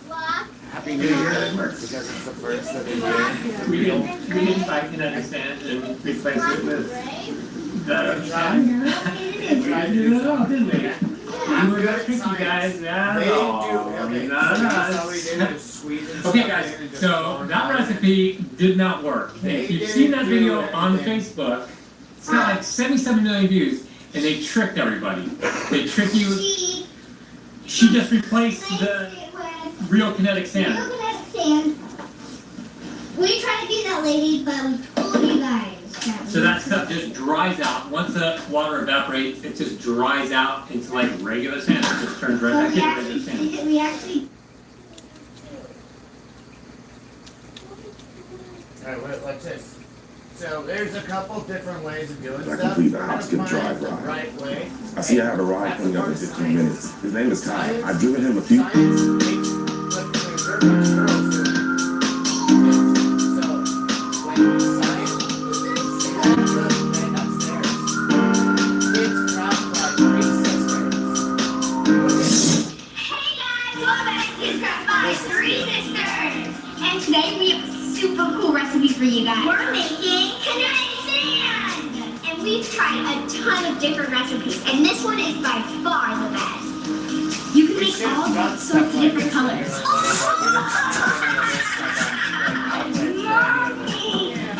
That was good. Oh, ruined it. Imagine a bunch of rich nerds as kids doing This stuff. kinetic sand that we're about to show you guys how to make is so soft and it's super fun to play with. And if you're new to our channel, I'm Riley, I'm Ray, and I'm Greg. Make sure you guys like, share, and subscribe. For more videos in the future, make sure to hit that notification bell. Now on to the video.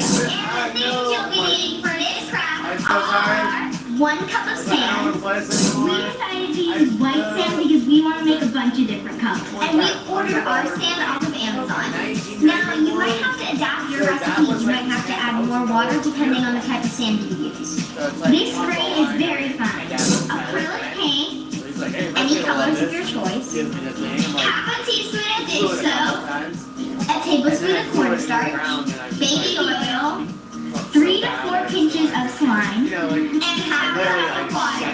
And last but not least, a bowl and something to mix with. We're all doing different colors. I'm doing orange, I'm doing blue, and I'm doing red. Our first step is we're going to make a bowl for our dry ingredients and then a bowl for our wet ingredients. We're taking 1 cup of sand in one bowl. Now we're going to put a tablespoon of cornstarch and mix it into our sand. Oh.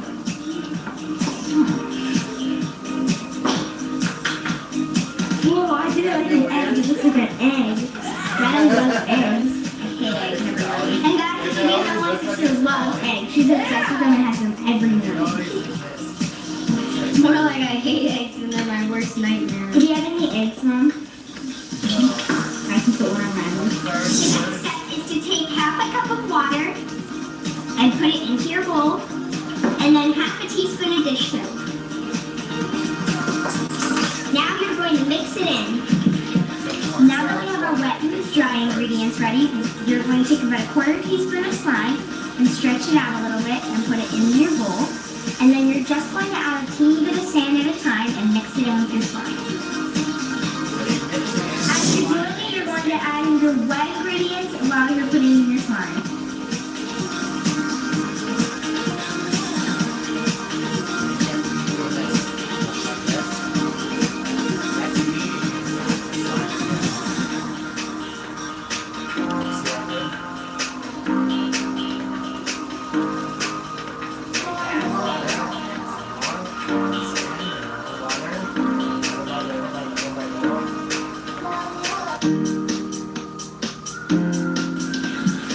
So once your consistency starts to get really crumbly like this, you're going to want to add another piece of slime.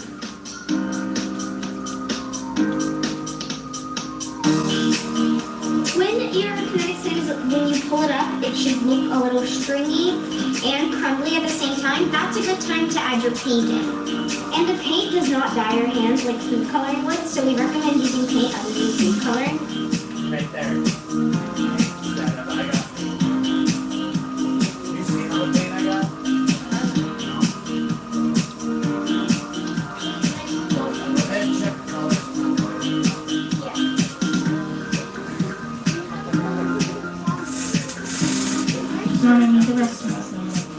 Oopsie.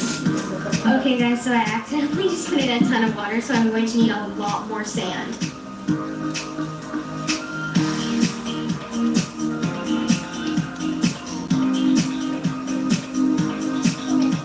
We finished mixing all our sand, and this is what it came out like. There's all the. I was looking for these. Needed them for like my clean my tobacco pipe, but also for like the piping. Look, we got these. That's a lot.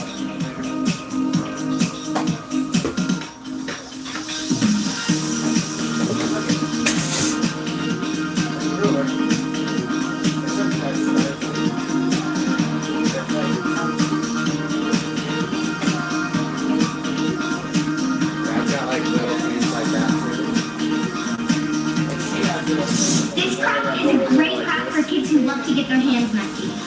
And if they really enjoy science. Because you have to really watch how much water you put in with your sand. And we encourage you to really use this recipe because we've tried a ton of others. Without slime, the other recipes create wet sand which could be molded, but in the morning it dried out. See you next week. Bye!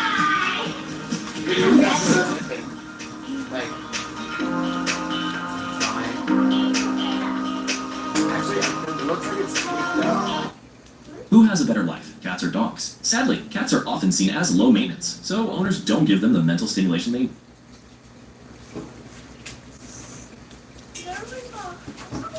So look, I'll go and look for that sand. I'll go over to Lowe's tonight, and I'll get the stuff to make sand. Got it? And I think that recipe is like right here. Look at this, right there. Pink.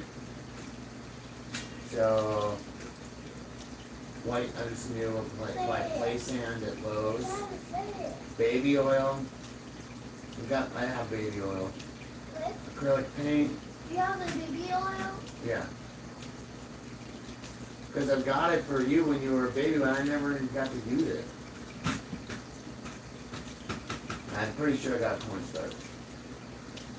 What? So we're good. This is the best thing I've seen so far. Yeah. They do a bunch of arts and crafts stuff. Look at this. With stained glass art. There's a drawer one. What? There's that. Let's see, mini aquarium. Those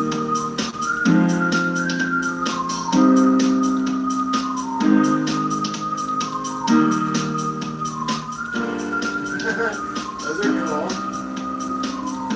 Hey guys, welcome back to Kids Cross by Three Sisters. If you're new to our channel, hi, I'm Riley, I'm Marie, and I'm Grace. And in today's video, we're making mini aquariums. Before we get into this craft, we want to show you guys what actually inspired us to make this. Our really good friends just announced a new game called Floppy Fish.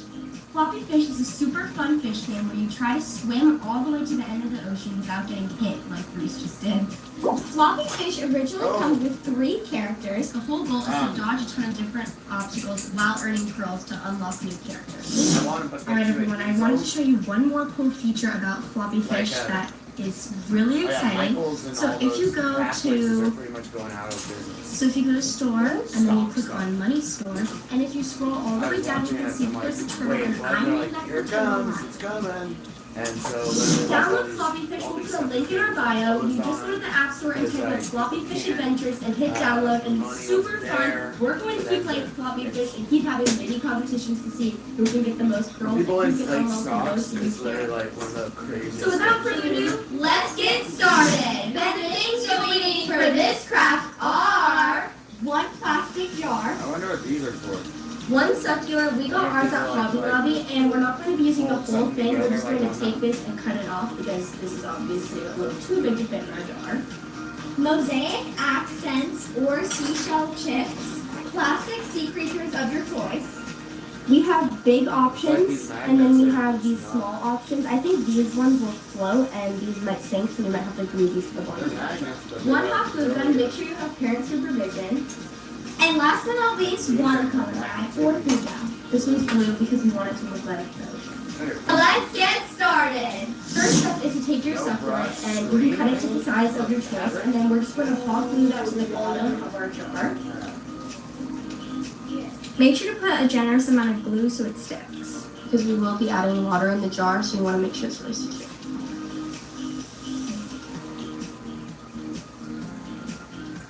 And you might want to hold it there for a good 3 seconds.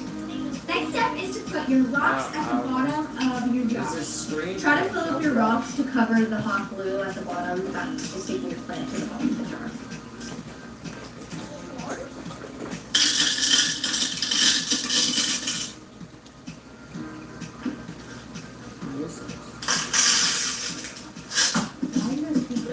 Alright everyone, so as we showed you before, we have these mini little fish or sea creatures, and we're not sure if they're going to float or not, but to make it look like they're actually swimming, we want to hot glue something inside of our jars. That's what we're going to do right now. This stuff is optional, it just makes it a little more slick.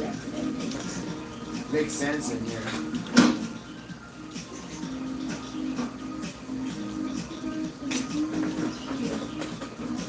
Alright, and this is what my jar is looking like. I put a few fish and a starfish. Since in the game I'm named after the turtle, I'm going to be using. Okay, Riley, what are you using? I'm using this green dolphin. And now I'm going to be using this squid. Lime sherbet. Alright, our next step is to fill up our jar with water. I used to use these all the time. I'm not sure. So many of these. This is the puff paint that you could just be on. Well, this the shirt and let it sit out. That's so cute. Some things I miss That's about so cool. like the cool, like the. I just remember. That's so cool. Running in the field. Alright everyone, so we have this blue watercolor dye right now, and this is about to put it in her water. I did mine clear, and depending on how her looks, I might dye mine blue. But you only get a tiny drop of this because the logo goes Yeah, I really miss that because it was really cool. Just run out and be like, yo, what up? And everybody just starts cheering for it. Golden rod. There's a green one, please. One green. We got, we'll end up using this stuff. This is for fabric, but it'll be fine for the sand. We got ivy green, berry red, rosebud, rosebud. So last but this craft is to glue on your lips. So you're just going to put a little bit of hot glue at the very top of your lid. Pick it up. No, don't put it in the box. Set them there. This is just going to make sure that the sky lid blue. stays on when you tighten it. Green clover.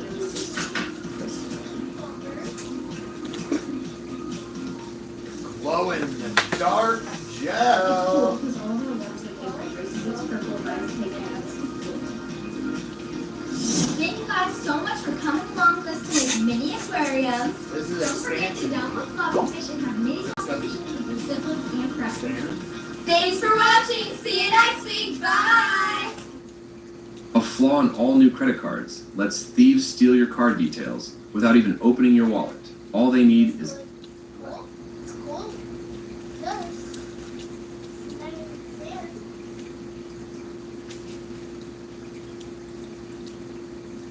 Oh, look at this.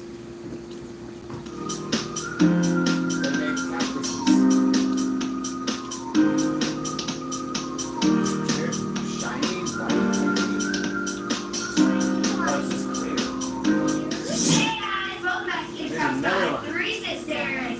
And today we're making summer cactus art. This is a super simple craft because it does not take a lot of steps, nor does it take a lot of time, so it's perfect Definitely for gonna little have to kids. like just take a picture and see what we are. And if you're new to our show, hi, I'm Riley, I'm Grace, and I'm Grace. Make sure you like, share, and subscribe for more videos in the future. Make sure to hit that notification button. Now on to the video. And the things you'll be needing for this craft are green paint of any shade. We're using Martha Stewart. Paint brushes, mini pots. We got ours at Hobby Lobby. Rocks. Fun fact, we actually got ours at the Salt River. Try I was to like, make wait a sure minute, you is that find actually rocks that are a glitter? little more oval shaped so it actually looks Because like I want to take some illegal hot stuff. glue gun.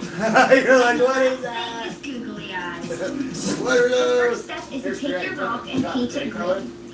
You can use any Oh, shade here's some more. of green that you like. This looks like it's brown. Now we're going to let these dry. Walnut. Look, okay, so look, Done. right there. Now you are going to take your white paint and do little design dots. Alright, And this they'll is look like C. cookies and This is a or C color of a flowers. C. Look, that's pink. This is something pink. The next step is you're going to hot glue your googly eyes onto your little rock, dude. Okay? Golden rod. Here's Okay guys, the last step is to place your rock in your pot. And this is the final result. Thanks for watching. See you next week. Bye. Oh, okay. I look like a goblin. Okay, are you I look like a Here you goblin. go. Try to do a face on her face. Wait, what is it? That's called Where is it? Grace, what's on my face? There's celery. Yeah, I do a whole video with that. Hey, this is here's Marina blue. Ew. See how these are both blue? This I is was more on team purple green, guys. than blue. Okay, great. Oh, dude.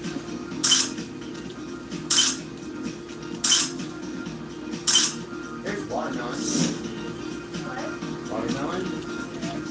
The color is watermelon. And here's regular red. There's a puffy pink. That's puffy pink too. That's no, don't pick it up. It is this is C. Verde Mare.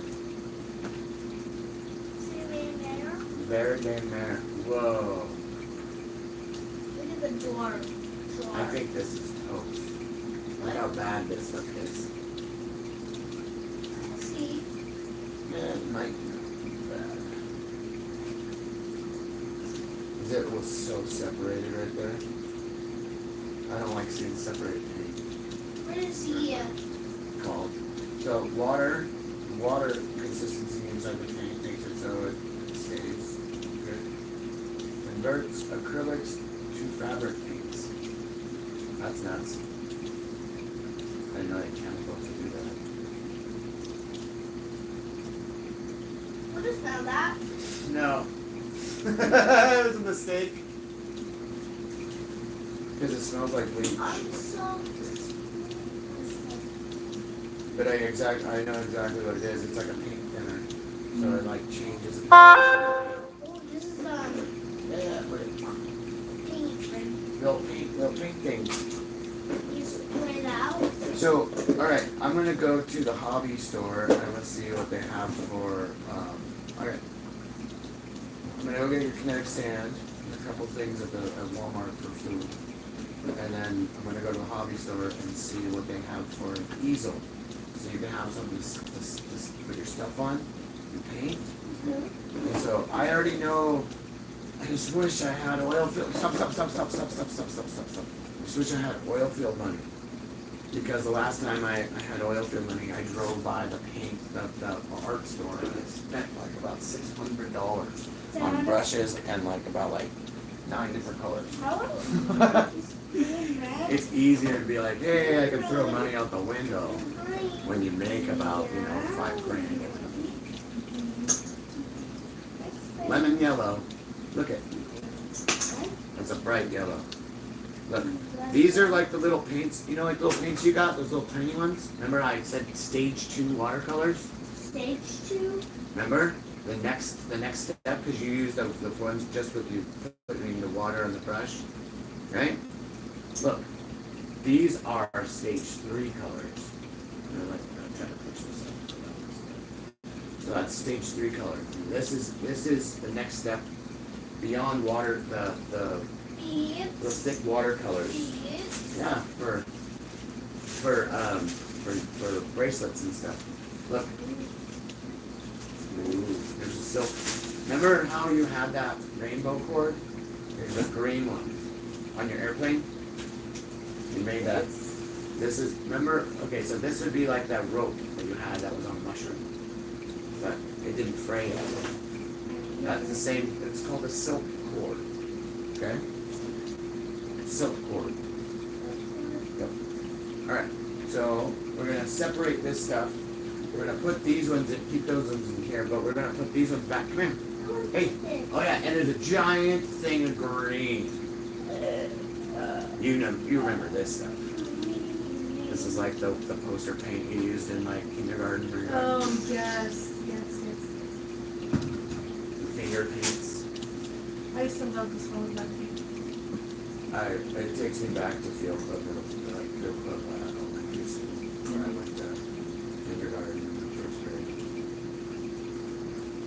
And then I got held back in kindergarten because they thought I was like retarded.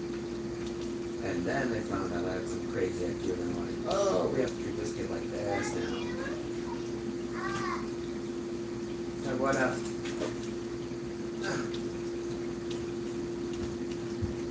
What?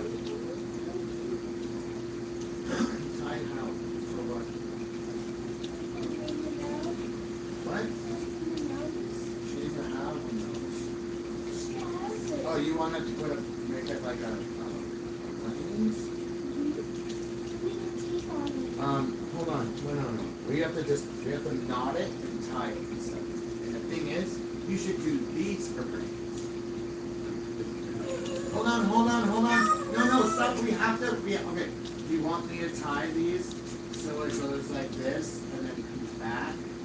Right? You want it to come back like this, right? Right? Okay.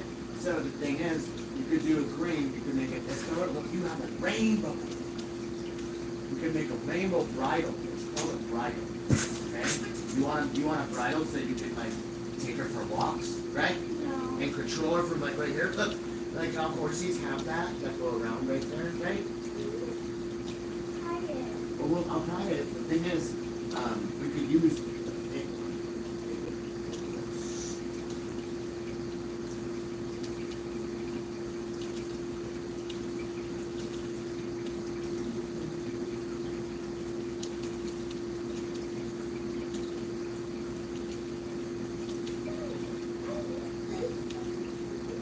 hold on to. Alright, so that means we need to join this and come back. So hold on to it and have it knotted. That's what we gotta do, right? Alright. So now, here we go. Let's figure it out. Alright? So, you need to have these in the back. You hold on to those parts, hold on to the very end.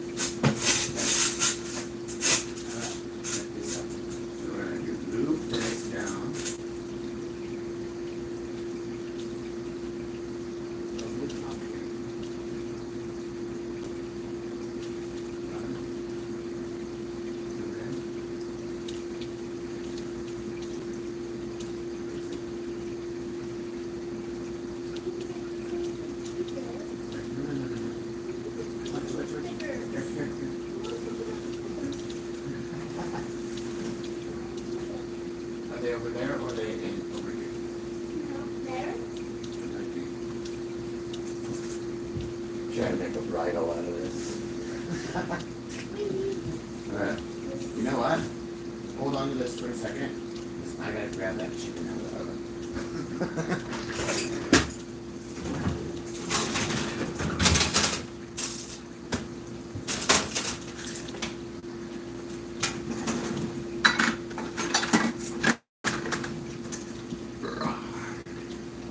I thought you never worked on Tuesdays, really. So the quarter ended and we're at a new quarter, and my classes are all online, so I'm gonna be doing full time. How do you like online stuff better than going in? I love hands-on schooling, so you feel like you're doing something. Yeah. Well, I'm more kind of mixed.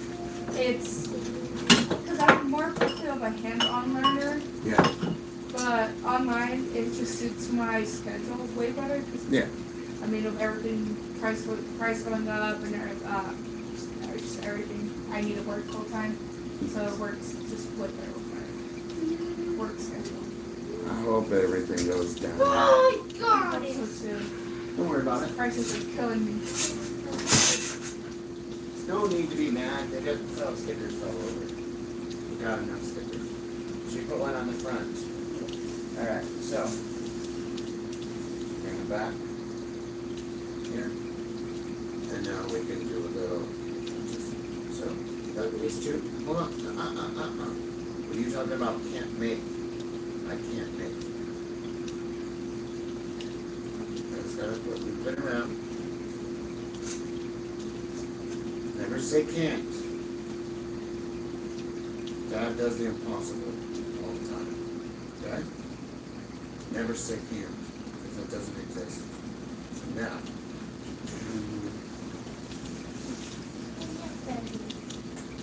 I'm not ready. What? I'm not ready.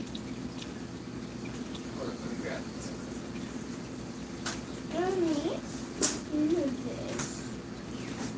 Hey! What's this stuff?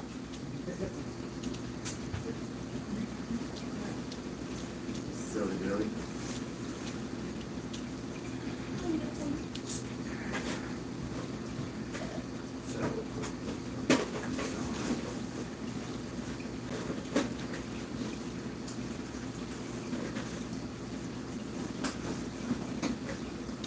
Yeah, I'll get an easel and then I need to order her a hat coat, which will be like double as her, smock or whatever.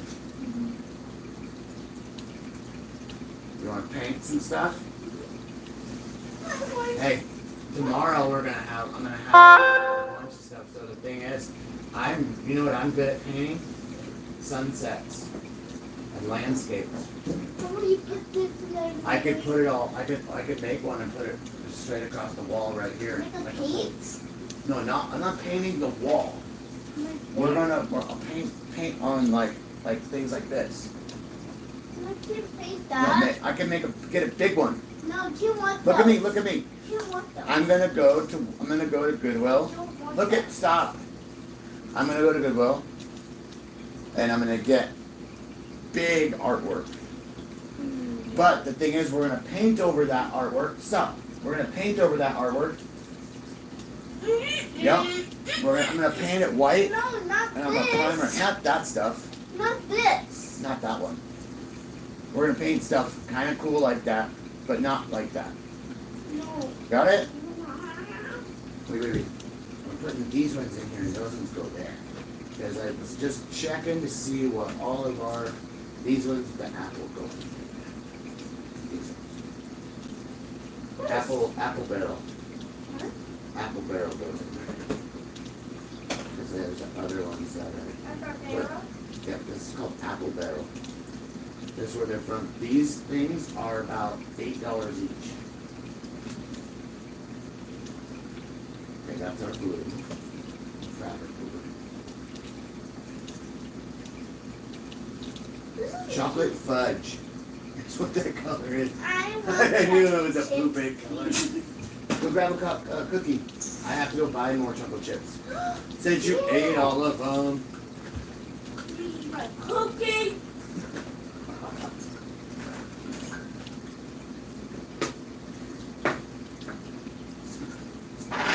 Yeah, the little one was like, I asked her, there's a girl down at the office that loves muffins too. Can I give her some? She's like, can you give her half? And it was like so cute. I went down to go give her some for the weekly stay for the muffins. And they were like, hey, we can't accept anything. Oh, wait, what? Oh, yeah, it's like accepting gifts. And I go, it's not even that way. Like, she's like, yeah, I know, but I was like, alright. So it's like, you ever had like, are you like a good relationship with your like landlord and stuff like that? Yeah. So like when you always see somebody, they're like, some people are nice, and you're like, hey, this is what I do here, and they're like, oh my gosh, this is so rad. And then I had to ask him. I was like, so did somebody like slip somebody's samples or something? She just looked at me. It was like I knew what happened. She's like, I can't really go into it. I was like, that's messed up. I was like, but I found out that Sarah no longer. What is that? Sarah no longer works. Oh, dude. Sarah no longer works for